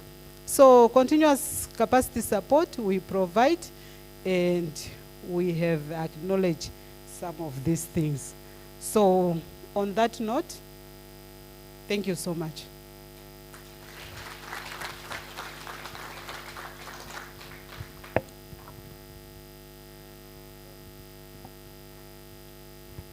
Thank you, Memendema. We will take questions now to her, but because of the time limitations that we are having, maybe we can agree that for the questions and answer we only take 10 minutes, because we still have a presentation by the Office of the Auditor General and other presentations before we go for lunch. And we have promised the hotel that the lunch will be at 1. Ideally, we should have been done with the program for the morning before we go for lunch. It's still possible. Can we then invite questions? I will give back to Madam PMS. That's how we know her, so that she can then answer your questions. I have my colleague here, he can take around the mic. Eric, take the mic around. Can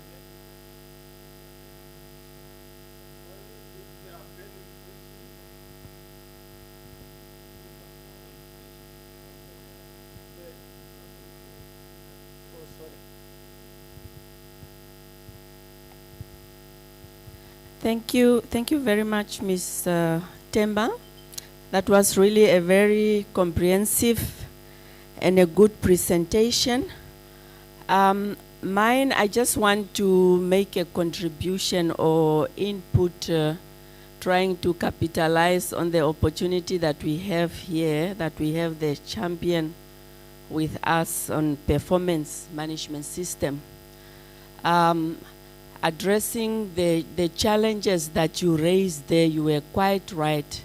And I want to pick the two major one, which I think is the main aspect that really hampers the efficiency and the effectiveness of the implementation of the PMS. And that is the integrated monitoring and evaluation of the PMS, and then sticking to the timeline. I mean, we are living in the ICT world now. I think we, as government, we are doing a lot of efforts, moving with time, but this is probably one aspect we need to look at.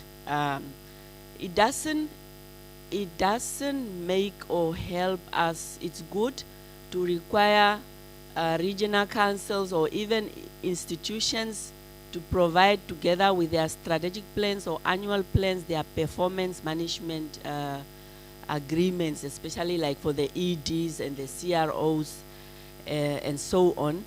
However, the monitoring of those targets, as you rightly put them, of those performance are the problem.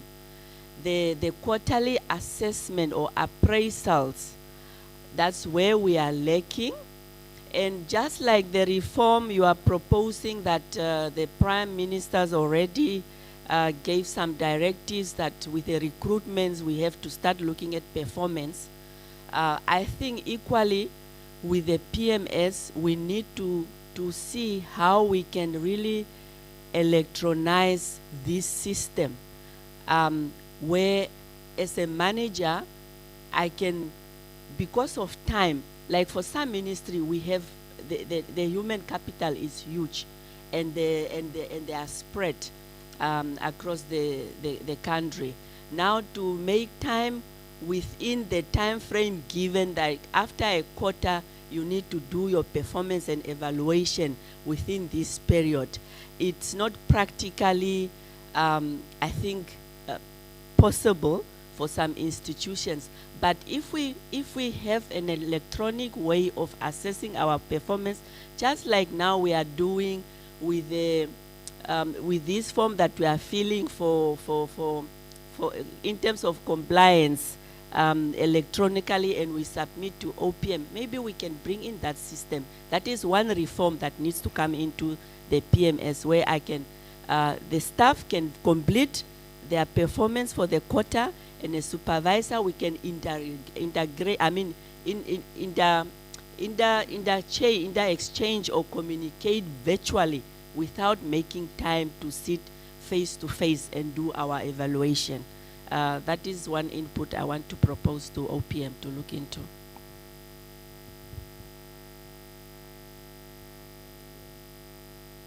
Can you please introduce yourself?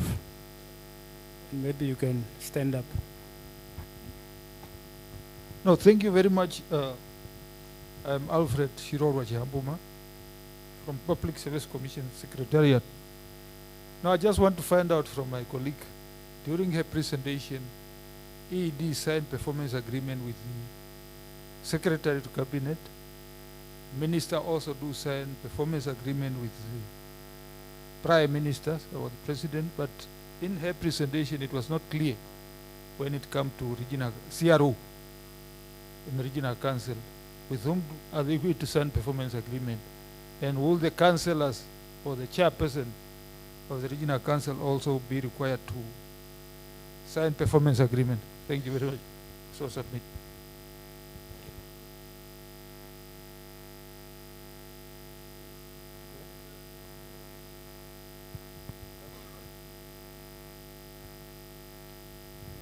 Mementema, you can give your comments. Thank you for the inputs. Thank you for the comments on the to have the PMS system really, to have an online system. We are with you, and we hopefully in the next financial year will be able to report a different picture.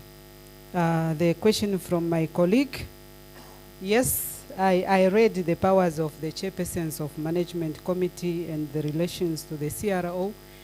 Initially the agreement, but that is what is in the Regional Councils Act, is the CRO to sign performance agreements with the chairpersons. Initially the agreements that can the ED of MURD co-sign, and that is the point that has been challenged, to say it doesn't stand in the court of law.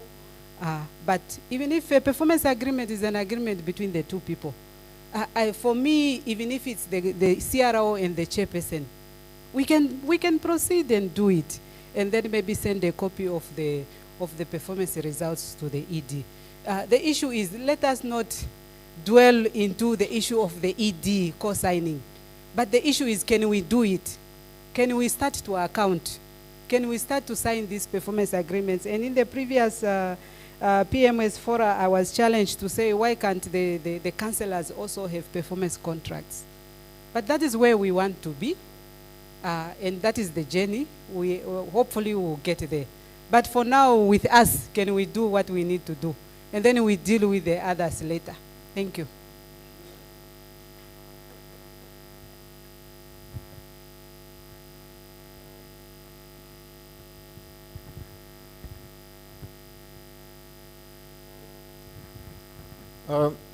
You are done with all the questions. There were two, no?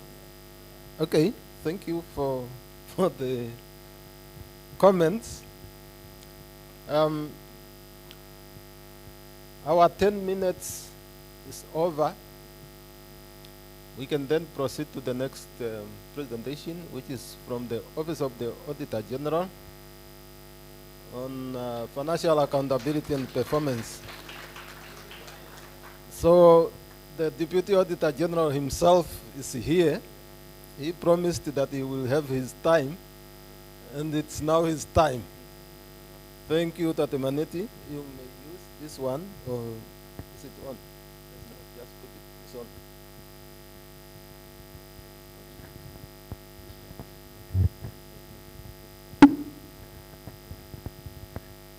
All right. Good afternoon. Good afternoon. Yeah, I will get there. Yeah. I don't know why when I stood up, you didn't stand up. When the minister stood, you stood.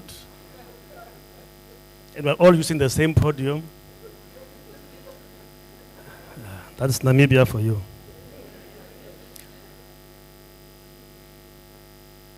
Corporate Minister, thank you very much for really inviting us to come and address the regional councils on how they're performing.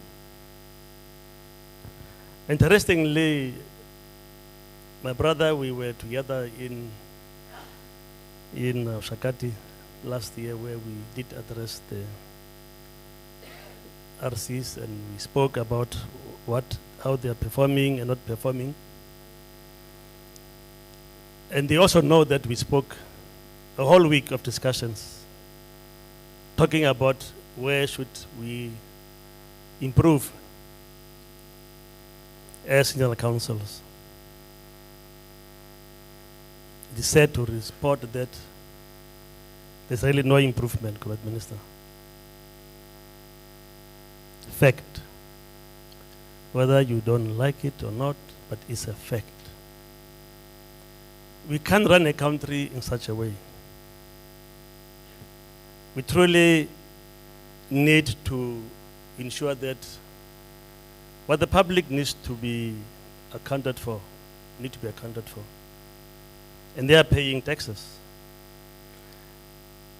Interestingly, the vision of the ministry is to be the leading institution in effective governance. I want to repeat. You're standing there, you can read. Some people don't read, I think. Is to be the leading institution in effective governance. So it really means that we need to take governance very serious in this ministry. To be leading, not to be somewhere there in between. To be leading. And just imagine yourself that if the ministry and all the regional councils and local authorities are leading in governance, where can this country be by 2030? We will go through, firstly we'll take you through our powers in the office. We'll also take you through the various types of audits that we are doing. We'll also take you through the various types of audit opinions. I think you know them by now. But definitely we'll just want to remind you that, because sometimes you mislead the councillors as to when they come to unqualified and to qualified. And you do it very well, I must say. Because unqualified means you are clean, your books are good. Qualified means that your books are not good. Now, when you meet the council, say, no, councillor, comrade, councillor, the books are good, we qualified, so we are fine. Now, what we will do, we will take you through again, through all those opinions to be understood, not to mislead our councillors. Now, when the Minister was asking the question on whether we are going to be decentralized as an office, and you all said no. It's not worrisome. It's really worrisome as to where do we place governance in our regions. But we are coming. We are coming. Whether you like it or not, we will be there. And we'll make sure that we will audit, we'll make sure that we will account to the public. all the reports of the Auditor General goes to Parliament, and they are discussed in Parliament. And this is where the public is informed on our governance. The beauty, what I just heard now from Ms. PMS, I didn't say that name, I just heard it here today. I didn't audit the name, I just quoted the name here. Is that RCs are going to be able to start signing performance agreement. Honourable Minister, I want that in the performance agreement of all CROs, clean audits must be part of that agreement. Clap hands.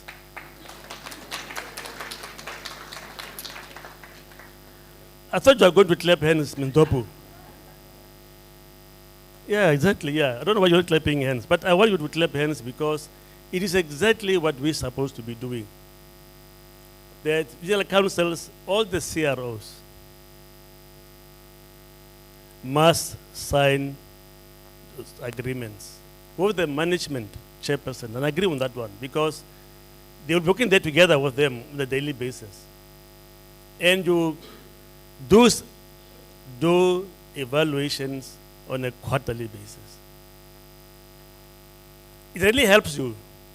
You heard that we are the ones in the office that are leading. Our office is leading in every way, in fact. Clap hands. I thought the minister said that please, if somebody is doing very well, please honor and give the credit where it is due. So I think that really, colleague, minister, should really be done, that CROs must really sign, and clean audits must be pertinent on all those performance agreements. And I will call my colleagues, my PRO team, who will take you through what is our powers, what is also our type of audits. And then Mr. Nyandoro will come afterwards and show you how you are performing. It's public information. The reports were tabled in Parliament. All what we are doing, Minister, we're just going to summarize them as to Oshikoto, how they are performing, when last did they have an unqualified audit opinion, which is a good one. And then the big disease that we are sitting with is the non-submission of financial statements. Some of them have not submitted for the past 5 years. Yes? But we'll show you. And then I'll come back and conclude, and then talk about what is our challenges that we are facing as an office. Ms. Nassau. Clap hands for her, please.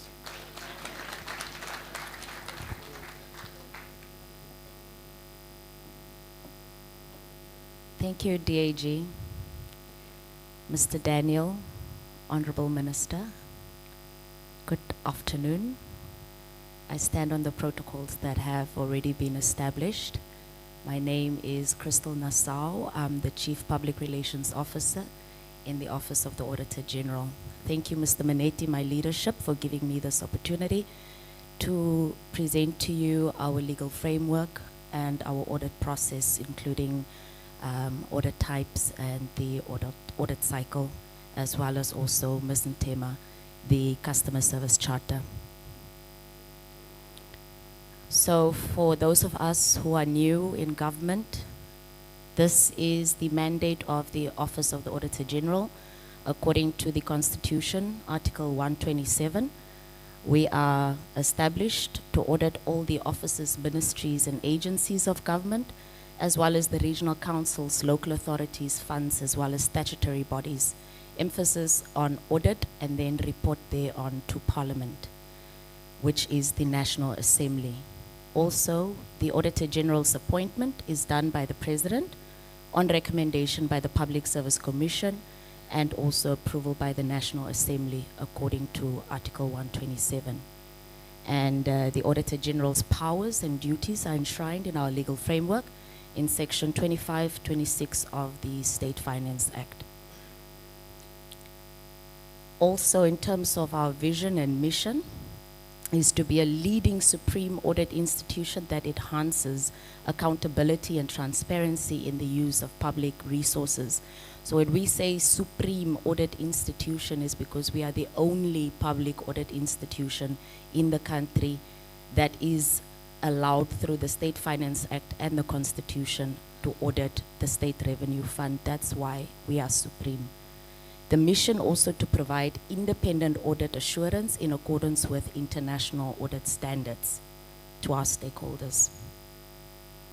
Now, I would start off with our legal framework. As mentioned, the State Finance Act, Section 25, 26, and 27, that enshrines the duties and the powers of the Auditor General.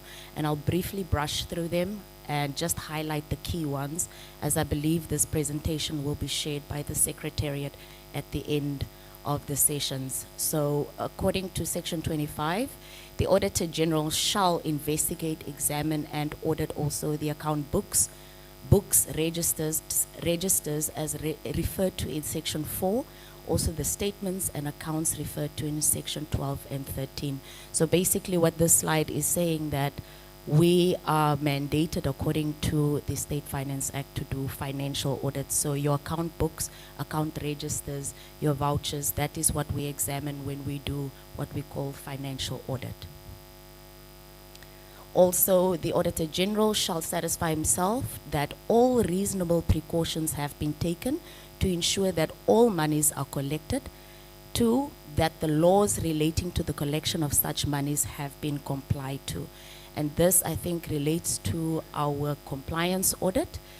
We also have what we call compliance audit in the Office of the Auditor General, where we also look into how entities are complying to the set laws and regulations that are there within.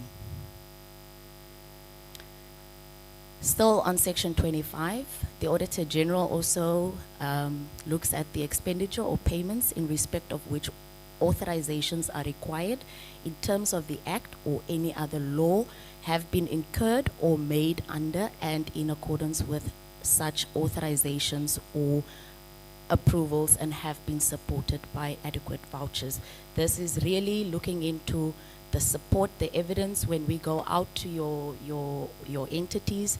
We don't just audit, but we would want your audits to be substantiated with financial statements which have evidence in terms of vouchers, bank statements, so that the account books make sense to the auditor.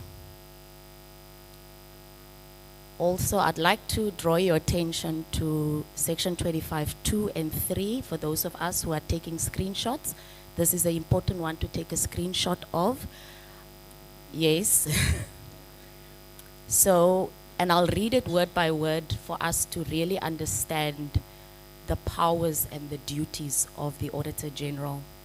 Whenever the President deems it necessary in public interest, he may require the Auditor General to investigate, examine, and audit in accordance of the provisions of this Act, the account books, account registers, or statements of any body, association, or organization other than a statutory institution, meaning outside of the offices, ministries, agencies, the regional councils, as what I mentioned in the mandate slide.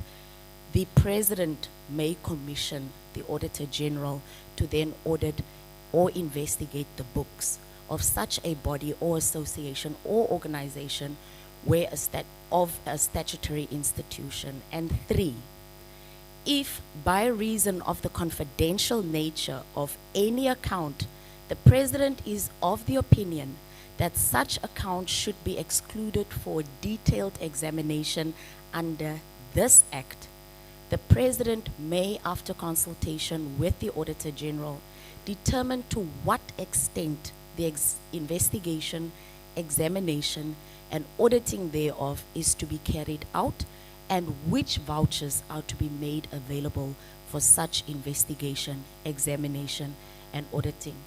This slide, ladies and gentlemen, talks about the forensic audits that our office is enabled through the Office of the President to be able to conduct, basically.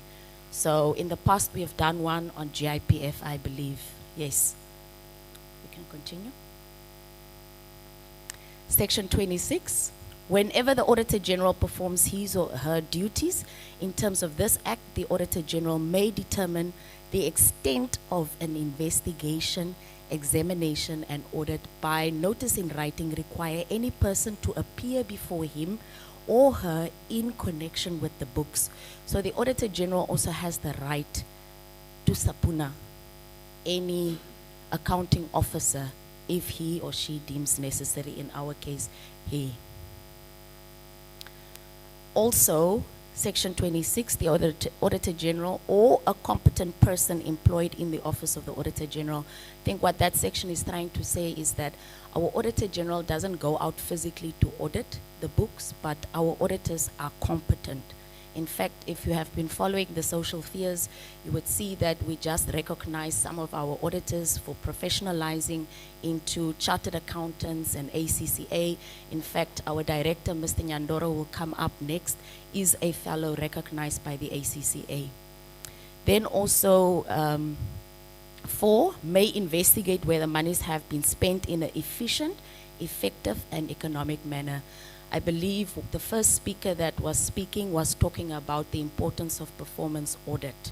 And our audit office also conducts what we call performance audit. And this is the section within the State Finance Act that compels us to do performance audit.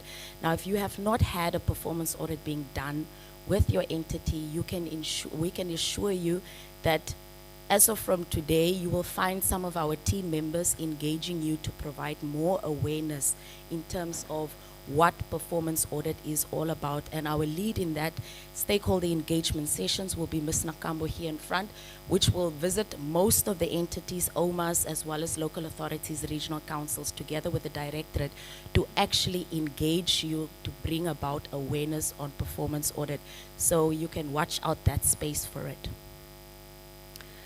Also in Section 26, the Auditor General may enter in an agreement with other persons to assist him in investigating, examining, and auditing of accounts of any statutory institution. This relates to the Auditor General outsourcing his function to the PwCs, okay, not PwC in this case, but BDOs, Ernst & Young.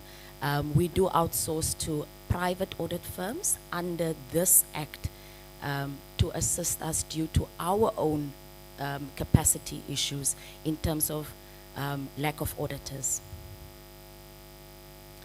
Closing off with Section 27, also, as soon as practical, after the end of a financial year, but not later than the end of the following financial year, the Auditor General shall submit to the Minister the accounts together with his or her certificate and a report signed by him.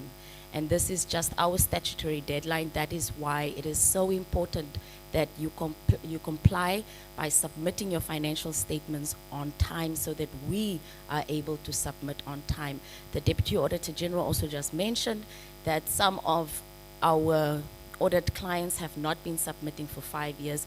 And if you are not submitting for 5 years, then we can't submit to the Minister. And in terms of public perception, it makes our office also look as if we are not doing our job.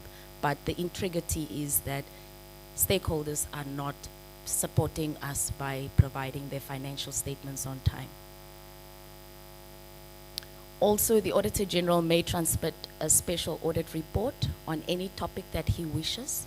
In fact, every year the Auditor General releases a special audit report, which is a combined report on local authorities and the stance of local authorities and regional councils. This report is available every year on our website, www.oag.gov.na. And also, the Minister shall within 30 days after receipt of the account certificate and report or special report, table them in the National Assembly, if in session, otherwise within 14 days. And I would like to just draw your attention to this section is that we don't have the power to make the audit report public. So we are also not allowed to share the final signed audit report if it is not made public through tabling by the minister. Thank you. And then also just on closing at C, the Auditor General also institutes what we call asset inspections. Some of you have already received asset inspections for the year. If not in the prior years, you know that our auditors also would like you to account for the face value forms, equipment, stores, or other movable goods owned and leased by the state of the statutory institution, meaning even the kettle that you use in your kitchens, we would want you to account for that. Even the sheep, Ministry of Agriculture, even the sheep, we want you to account for it. We go and count them one by one. It belongs to the state, it's an asset of the state, and you are accountable for it. Yes, even the sheep. Closing off with section 28. The Treasury may, after consultation with the Auditor General, determine an amount which shall be paid to the benefit of the State Revenue Fund by a statutory institution in connection with any investigation, examination, and audit. According to the State Finance Act, entities such as the regional councils are supposed to be paying an audit fee to the State Revenue Fund. However, the Minister, together with the Auditor General, have released a circular, which is still underway and it's still active, that all regional councils and OMAs and local authorities and other statutory bodies have been exempted from this payment so that you can use this money to empower those that are preparing your financial statements instead of using consultants. Now, just to brush through, we have 3 types of audits, which is financial audit, compliance, and performance audit. And I think we all know and understand financial audit. It's when, according to the State Finance Act, we investigate your books and your accounts and your statements. However, in terms of compliance audit, we investigate the set laws and regulations that you follow when you conduct your day-to-day business. So our office can conduct a compliance audit, say for instance, in terms of the Procurement Act and how the Procurement Act has been implemented. Information system audit is when our audit actually looks into the information or the technology controls that you have in place. For instance, for those from HR who are here and are using systems to pay or are using systems to regulate the HR processes, our office can conduct an IS audit to check whether you have the set controls in place to ensure that this system is doing what it's supposed to be doing, so that it does not pay overtime, for instance, to people who have not worked overtime. So we really look into the intricacies of the system. Then again, special investigation audit, I've mentioned that in section 26, when the president wants to, when the president actually asks for a special investigation into an entity outside of what our powers actually allow us. Asset inspection, I've mentioned that, it's a process across the board. Also in terms of performance audit, I've mentioned this before, but what I want to leave behind with performance audit is that we look at the 3 E's: the effectiveness, the economy, how much money was put into it, and the efficiency of a process or of a system, not system in terms of a digital ICT system, but say for instance, we can look at the performance audit of sewage systems in regional councils or local authorities, or how local authorities are using their dumping sites, for instance. And then the environmental factor comes in as the 4th E, where we would look at the environmental impact of how you are doing business. I would want to just give a very layman example of a performance audit, and this is what we are taught from the communication department, how we see things. When we come into a room like this, we assume that there was a budget of, say for instance, 200,000. When we come in, we would want to see everybody come in on time. We would want to see that there's water on the table, everything that is said is going to be on the program is being done on the program ends on time, the impact afterwards was done, so that it's not just the program that spent 200,000 and nothing was yielded from the program, or there was no water on the table, for instance, but 200,000 was spent in catering. That is what we talk about when we talk about performance audit. The 3 is you always evaluate. When you look at the computer that Mr. Daniel is using, is it effective? Is it efficient? Is it fast enough for the money that you paid for it? Value for money. Skip.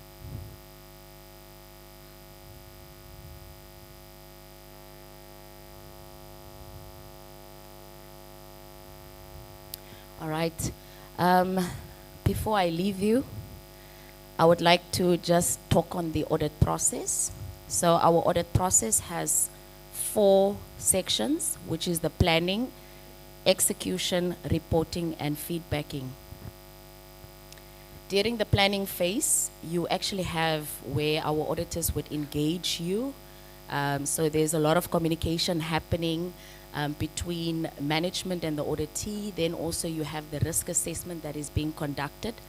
Then during the execution phase is where our auditors actually come to your office and they institute the audit in itself for 3 weeks. So audit queries are being done during that time through a feedback process between the auditor as well as also the auditee.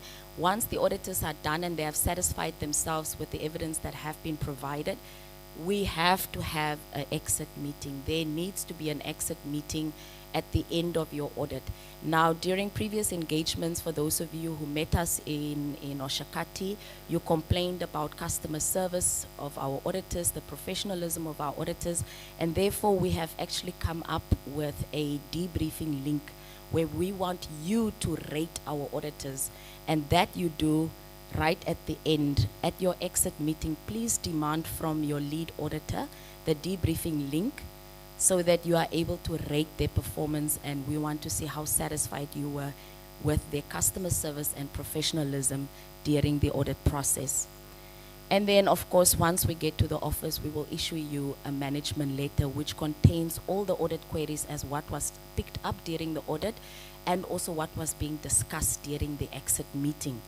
And it is within that management letter where a lot of conflict actually arise, Honorable Minister, because now that is where we are saying this is what we found. And we are giving you 10 working days to respond to this letter with evidence. Now, oftentimes the evidence come a month later, but by that time, our audit report is already by the blue section, where it is already gone from our office. So we urge everyone here, all the RCs, the CROs, to please ensure when you respond to the management letter, respond within the 10 working days and also respond with the adequate evidence that is required from you. In the blue section, where it's our reporting section, we actually report to the Parliament, as was mentioned in our opening slides. And then in our feedback section, that is really just when the report now moves over to Parliament and the PAC for discussions. Now, I would like to close off, since Ms. Ntema said that the Office of the Auditor General is leading with PMS. My boss also said that the office is leading everywhere else. We are currently also leading with Customer Service Charter implementation, and that's why we have brought it to this platform. So, for those of you who have phones that are easy, you can actually scan the QR code, and if you scan the QR code with your cameras, you are able to have our Customer Service Charter booklet in your phone, in your pocket, and you can hold our auditors accountable based on the service standards that are in that customer service booklet. And therefore, after that, I thank you. You can leave that slide. Thank you, and I now give over to Mr. Nyandoro. Thank you.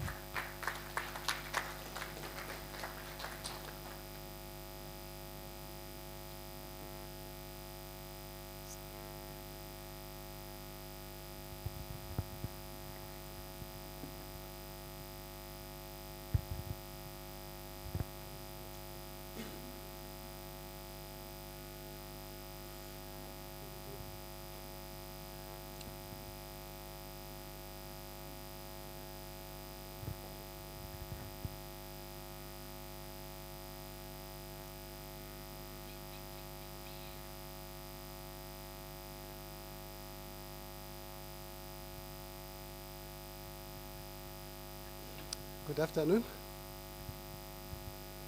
I'm standing on the established protocol. My name is Blessing Nyandoro. I'm a fellow certified chartered accountant. I work for the Office of Auditor General. I'm responsible for audits of regional councils. So I'm going to share with you some information which we have on regional councils. This presentation is going to be done by two people, myself and my boss, Mr. Maniti. So I'm going to talk about few things. Don't worry, it's not a lot of not a lot of PowerPoints, slides. I'm an auditor, I keep it short. Okay. So I'm going to talk about those things which I've highlighted there. Now, we have been talking about audit opinions. Audit opinions. So this is a summary of, from layman's point of view, of what an audit opinion is. So when we say you're unqualified, if you check that glass which is there, which is full of water, it's indicating that everything is well and everything is progressing in the right direction. So if you check on qualified, we are saying you were almost there, but there's one thing which is missing, or there's two things which are missing. That's why we have given you a half class. It's not full. When we give you an adverse, the key word there for adverse is disagreement. Your accountants and your financial management are disagreeing with the auditor. And now you may ask, but how is that auditors always believe they are correct or they are, yeah. Now the challenge which is there is, so when we have audit finding, we sit almost 35. We project like we are doing. We debate it as 35 auditors. And if you can win that argument of 35 auditors against one accountant, you are still saying you are correct, there is something which is not right. So we are always right. We are always right. Okay? Now, disclaimer. Disclaimer now. The glass and the water is gone. You can see from the picture. The glass, the water, is gone. That is a disclaimer. You have nothing to hold on to. If someone asks you today, where's your documents, you don't have. Where's your financials? Probably some financials for last year, they are already gone, they are also missing. It's nothing, it's chaos when we issue a disclaimer. And a disclaimer is a sign that the work environment is not cohesive. It's not conducive. You need to fix it. Okay? I'm not going to be popular with this slide. So currently, this is where we are as regional councils. 14 of them, well done to Omsati, Oshkoto, Zambezi, and Commerce. They do submit financials. They do submit financials, really. The ones in red, you are owing us financial statements. Some they are owing us for 4 years. They haven't submitted financial statements. If there is an error there and you have got your financial statements you want to submit, we are here for the whole week. Please submit. Colleagues,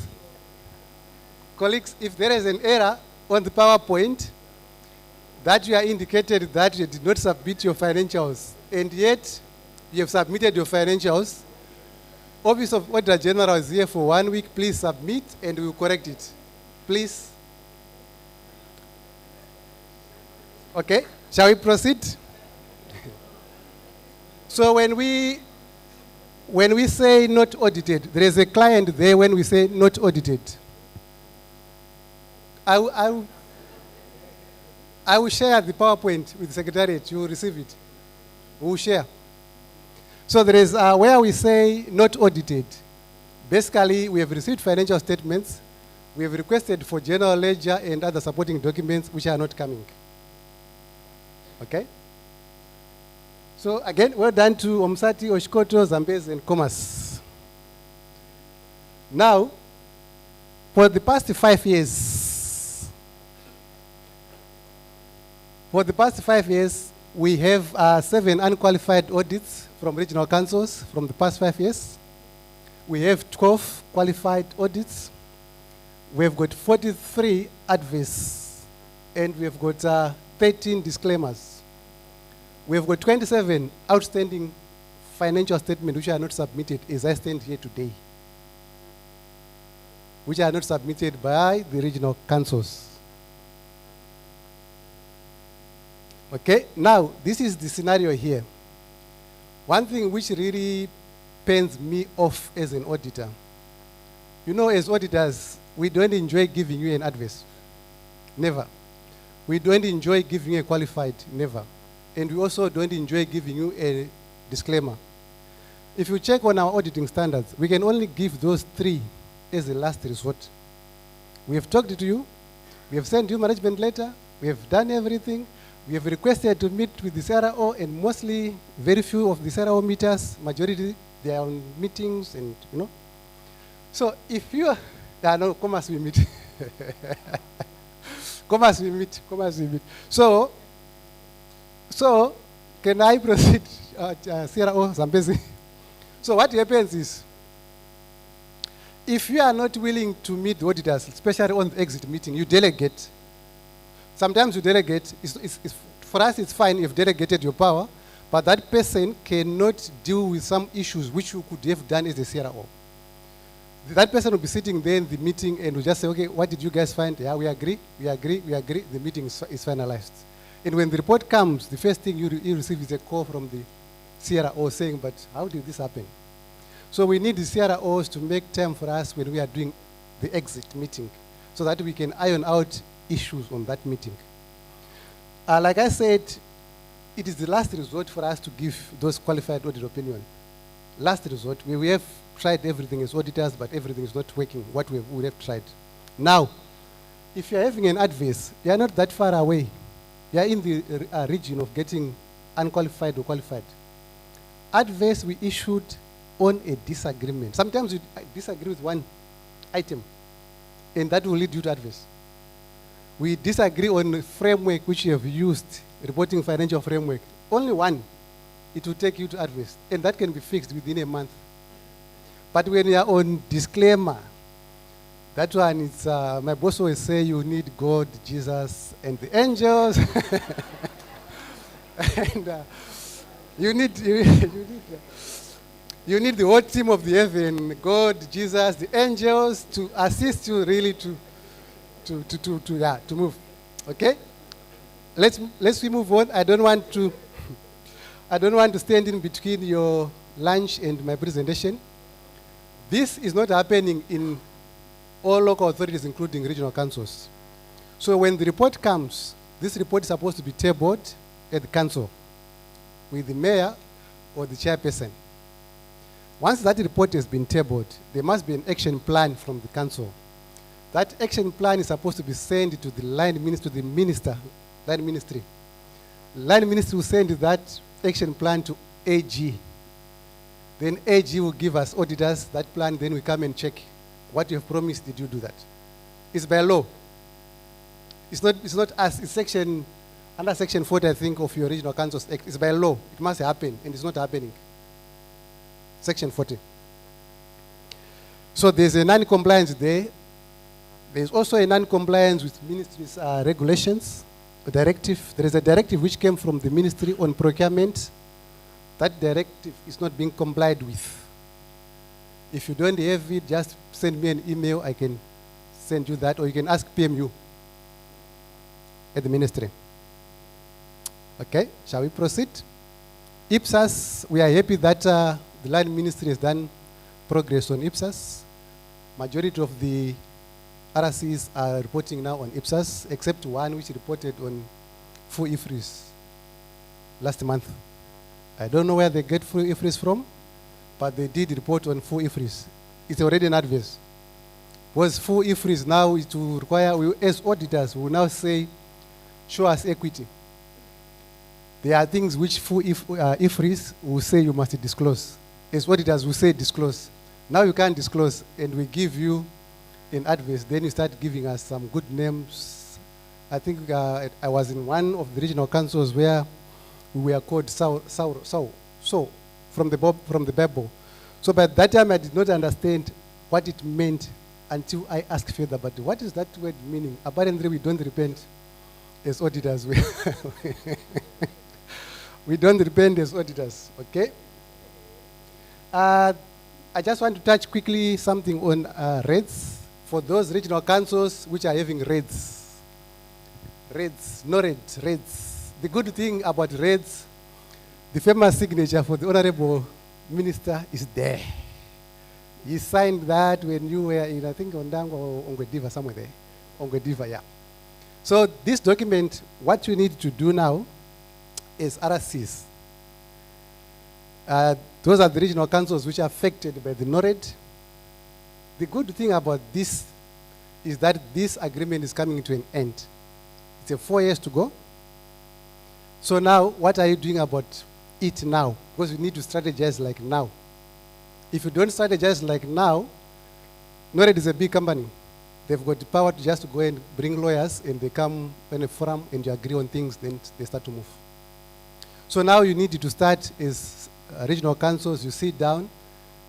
The previous model, did it work for you? Did you receive benefits? Did you share profits? What else do you want to see change in that agreement? This is just the agreement. If also you don't have this agreement, you can contact us, we can give you. It's a public document anyway. If you Google it, you can also get it.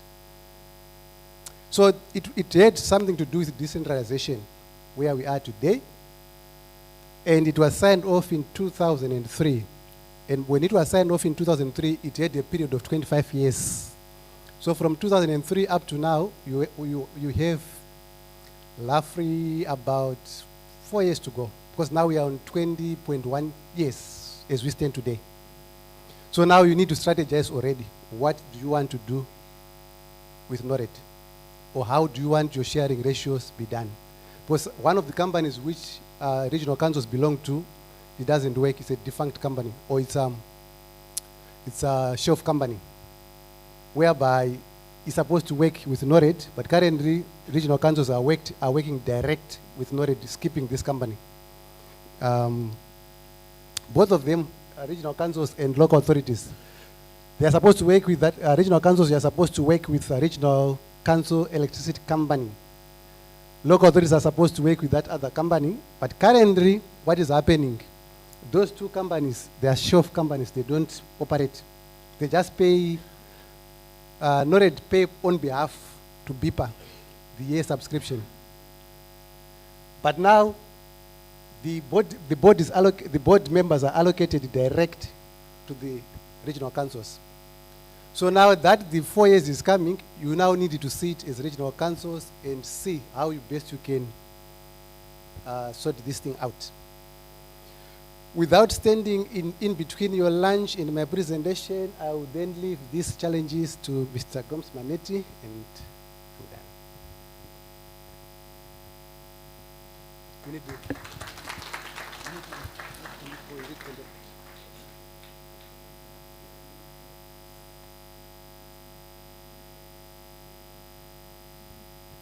Are you clapping hands for me or for him?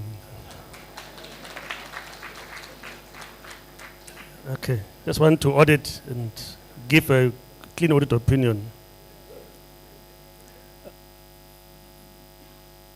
I think, Honourable Minister, we are sitting with a challenge of the use of consultants in some regional councils.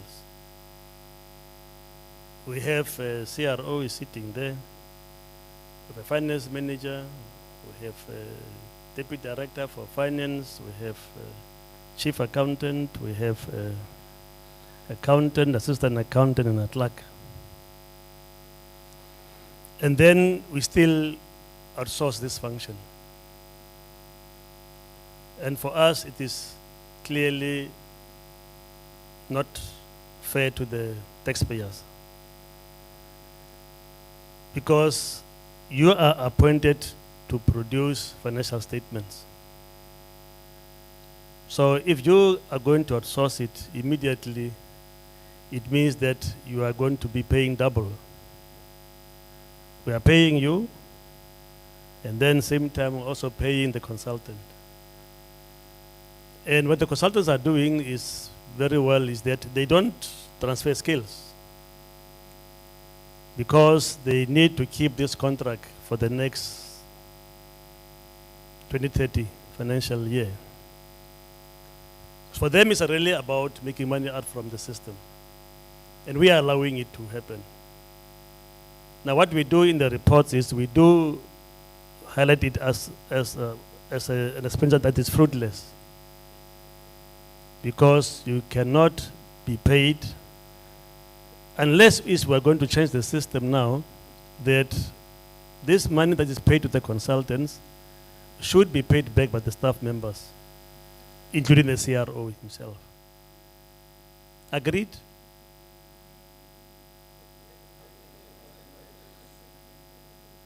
Yeah. So it's not really fair. I think we need to do away, and I've been talking about it so many times, that let's do away with consultants.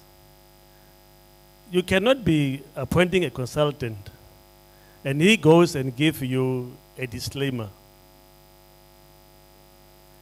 Did you appoint him from day one to give you a disclaimer, or did you appoint him to give you an unqualified audit opinion?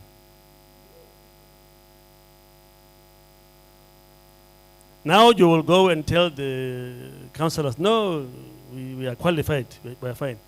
But truly speaking, colleagues, we really need to do away with consultants. Because if you have seen, Honorable Minister, you have seen that it's only disclaimer, adverse. Here and there, 1, 2, or 3, I saw Koto having some unqualified from 10 years ago. It really tells us that we must do away with consultants. And we do it ourselves. We make mistakes ourselves. We correct those mistakes. And we master the system from there onwards. Agreed, eh? Yes. The Minister, you heard, they have agreed. Yeah. So when they come one-on-one, you tell them that in the previous year, I can't give you money to go and pay the consultants. That one removed from the budget is removed. And then we have the issue that the colleagues do not understand those financial statements produced by the consultants. You know, we always attend these Public Accounts Committee meetings. And then you will ask the CRO, but here you have a balance. Can you explain to us where does this balance come from? Then they're not able to explain to you. You see, at one time we saw that that one of the, I won't say which one now, it's between the two of us, né? That in the bank balance, in the bank account, it's a credit balance, the money is there. But if you go to the financial statement, they're having an overdraft of 23 million. Now, and then you have signed as CRO, have signed the financial statement. So what did you sign? The overdraft. So it is really, I'm trying to give or demonstrate the extent of how reckless we can be with accounting of books of government. We're truly reckless. You can't do that. You don't need to go to school to compare what is in the financial statements and what is in your bank account. It's clear. So really, it is really issue that we are really sitting with, and we are asking ourselves as to, and we do call, we met last year, we are going to meet this year again. You know Maheke, I'm from Maheke, you know. And they are also disappointing me. I told them also, please, people will be asking me, where you coming from? I'm from Maheke, but your books are also in shambles, so it's not good. So I'm really ashamed, but we are going to go there, Comment Becker, we are going to deal with those books and get really that our house in order from my region, where wisdom comes from. Wisdom comes from the east and not from the north. So, I didn't say that. So then there's also the other element, Honorable Minister, the issue about delegated functions, the accounting thereof. That sometimes it is left out and sometimes it is included. You must account it because it's delegated to you. So we will deal with it when we are in Omaheke as well. There are agreements that are signed with these consultants. Some of them are not evenly signed. People don't know where they meet and agree. And then they come and they don't evenly sign those agreements. So we need to really make sure that those agreements are signed. And also, it must have an ending period. Some of them are just open-ended. It's a crime. They will take you to court. And you won't have any legal standing at all. So please make sure that those legal agreements are signed and are also assessed on a regular basis, because I'm sure that you did not sign them to give you a disclaimer. What you are looking for, and I believe that all what we are looking for, is to have an unqualified audit opinion, a clean audit opinion. So next time when you sign, please put it there in the agreement. But I'm discouraging the appointment of consultants.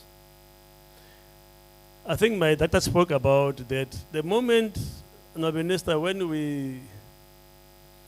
we inform you that we are going to start with the audit, the CROs, they disappear in thin air.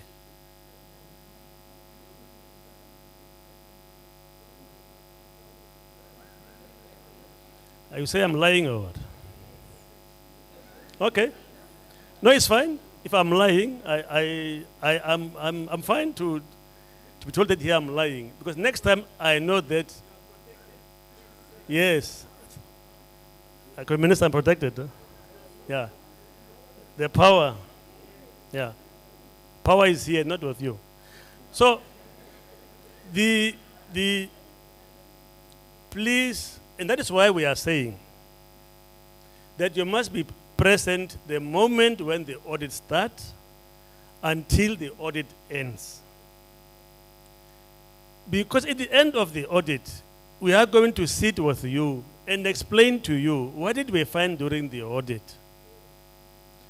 And then we give you at least 2 weeks to go and correct those mistakes. We do not want to produce reports that are wrong. It's not in our nature, because we are always right. Fact. So that's why we are asking you that please, CROs and all the directors, finance, be present at our exit meetings. We'll take you through exactly as to what did we find during the audit, and make sure that we give you 2 weeks to go and correct those errors for you to be able to get a clean audit. It pains us to see a disclaimer. Really, it pains us as well. That's why we always meet you on a yearly basis to try and see where can we assist you. Where are you going wrong? And correct it. I always say that if you have a disclaimer, Committee Minister, how do you go to the ATM and withdraw your salary? Seriously now, really. You ought to say that now, proudly, I'm going, I got a clean audit opinion, I'm going to withdraw my money, and I'm going to spend my money with my family. But you have given the public or the region, you have given them a disclaimer. and you go and you go and you eat the money nicely. You can't. Your conscience must tell you that, no, I'm doing something wrong here. The guilt must drive you as well. We need to get our books in this country in order. We cannot, our rankings in this, in the world comes from there. Because they go and look at how do these people account for their books in their country. It comes from there.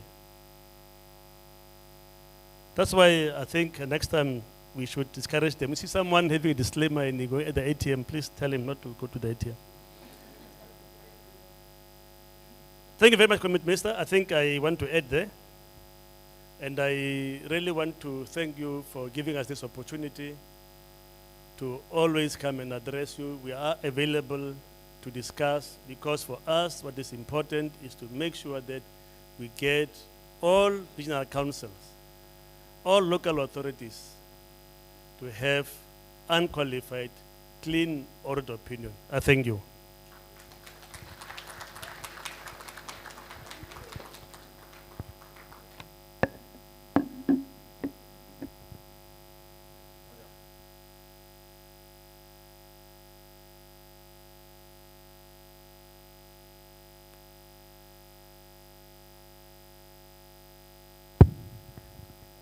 Thank you once again. It was a very good one, eh? Yeah, it was.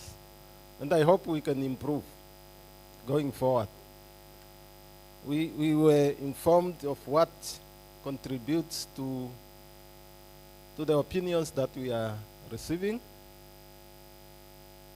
And I was just informed by the ED that we need to ensue a directive from the minister. He is here as well on those issues, so that going forward we can improve.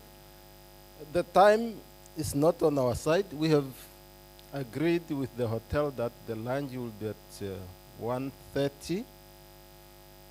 I think we are already beyond that.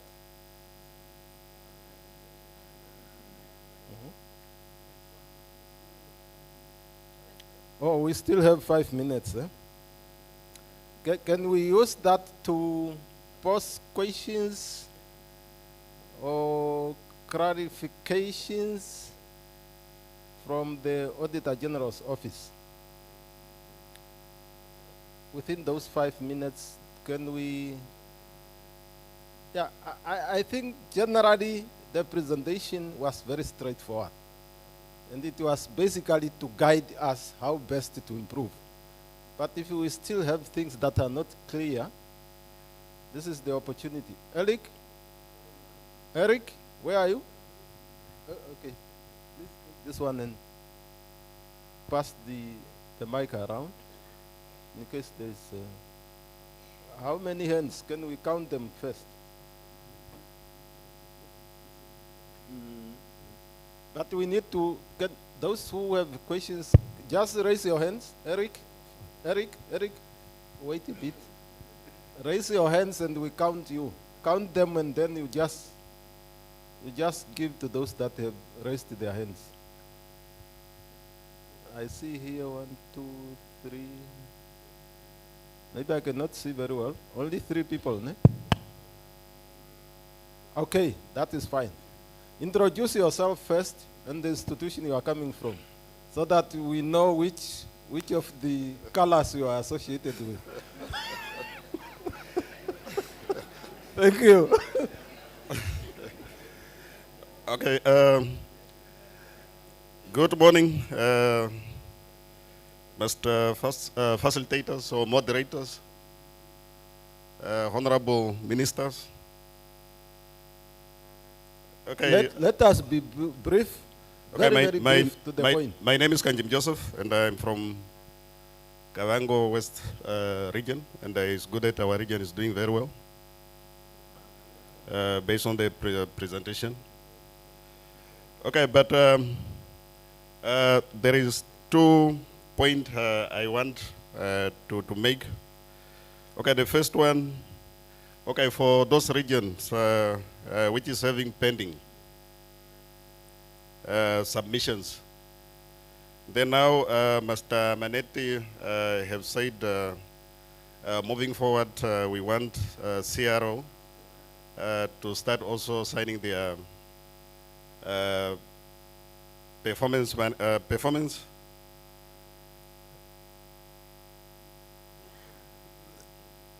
agreement, that one. Okay, for instance, if your region have failed maybe to submit for the previous 5 years, 6 years, and then now, you know, I'm the CRO at this particular moment in time. So where are you going to monitor me and evaluating? And then the other things also on the delayment, because I see the audit maybe have also contributed. Okay, for instance, we are seeing, you know, regional council, you know, come 5 years, 10 years, they are not submitting. And then they are having this deadlock. Why did we, you know, allow it to happen so it's such? Then maybe moving forward, why can't we say, okay, for this regional council, which is having, you know, maybe they never submitted for 5 years, 10 years, then we just cut those years, we give an exemption, and then we start a close.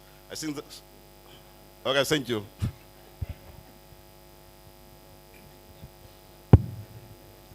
Okay, next one.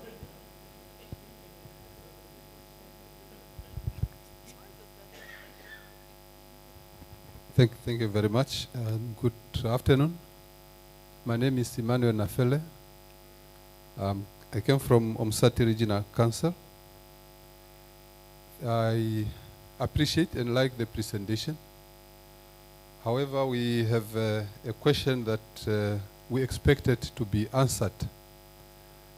When Pascal Bongo presented, we thought he was going to clarify that, but it appears he didn't attend to it. But then we were hoping that the Auditor General's office was going to clarify it, but then they did not also touch it.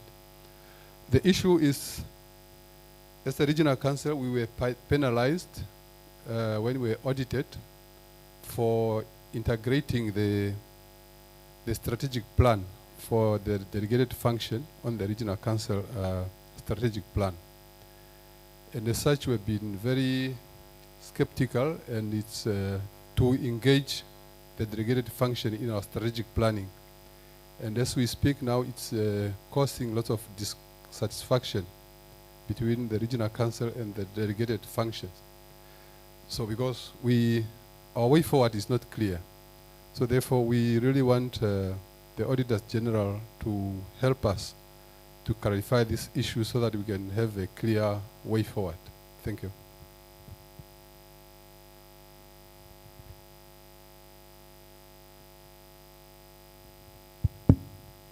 Was that the last one? I thought there were 3 hands. If not, it's fine. Okay. Tate Menete. All right. I think that one we can do, comrade. We can cut off and we start from scratch. Is that possible?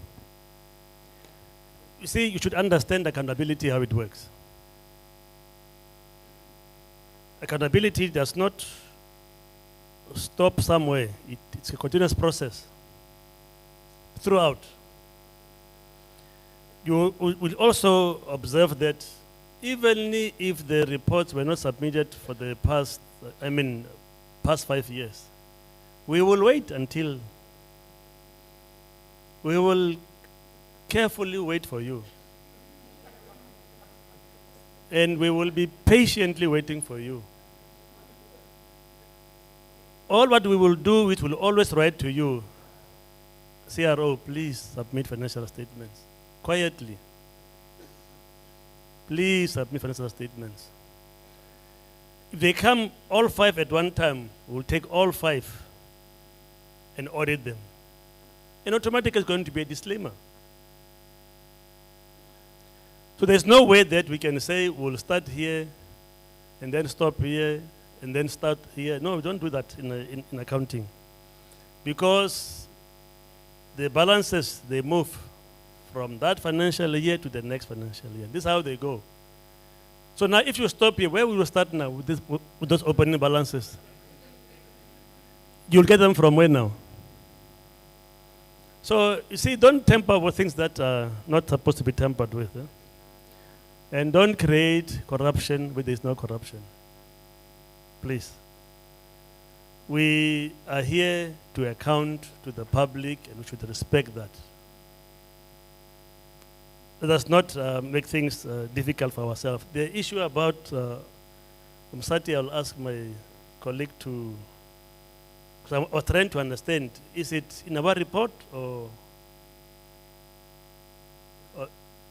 okay. Which is that one? Msati, the Msati clique, it's always having issues. I don't know why.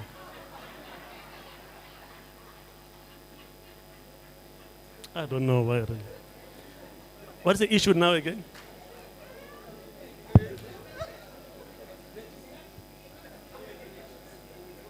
Which financial year is that one, comrade?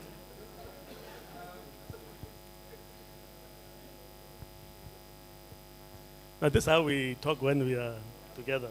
Yeah. Yeah, no, Msati clique. I'm speaking under correction. I think it's 2018, 2019.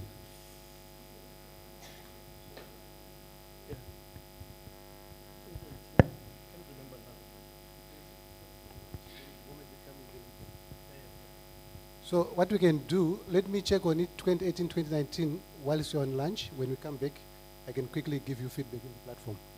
Then the issue for delegated function, you see what happens is, from the auditing perspective, when we do bank confirmation, we come to the regional council under the CRO signature, not under the auditor signature, under the CRO signature, we write a letter to all the banks.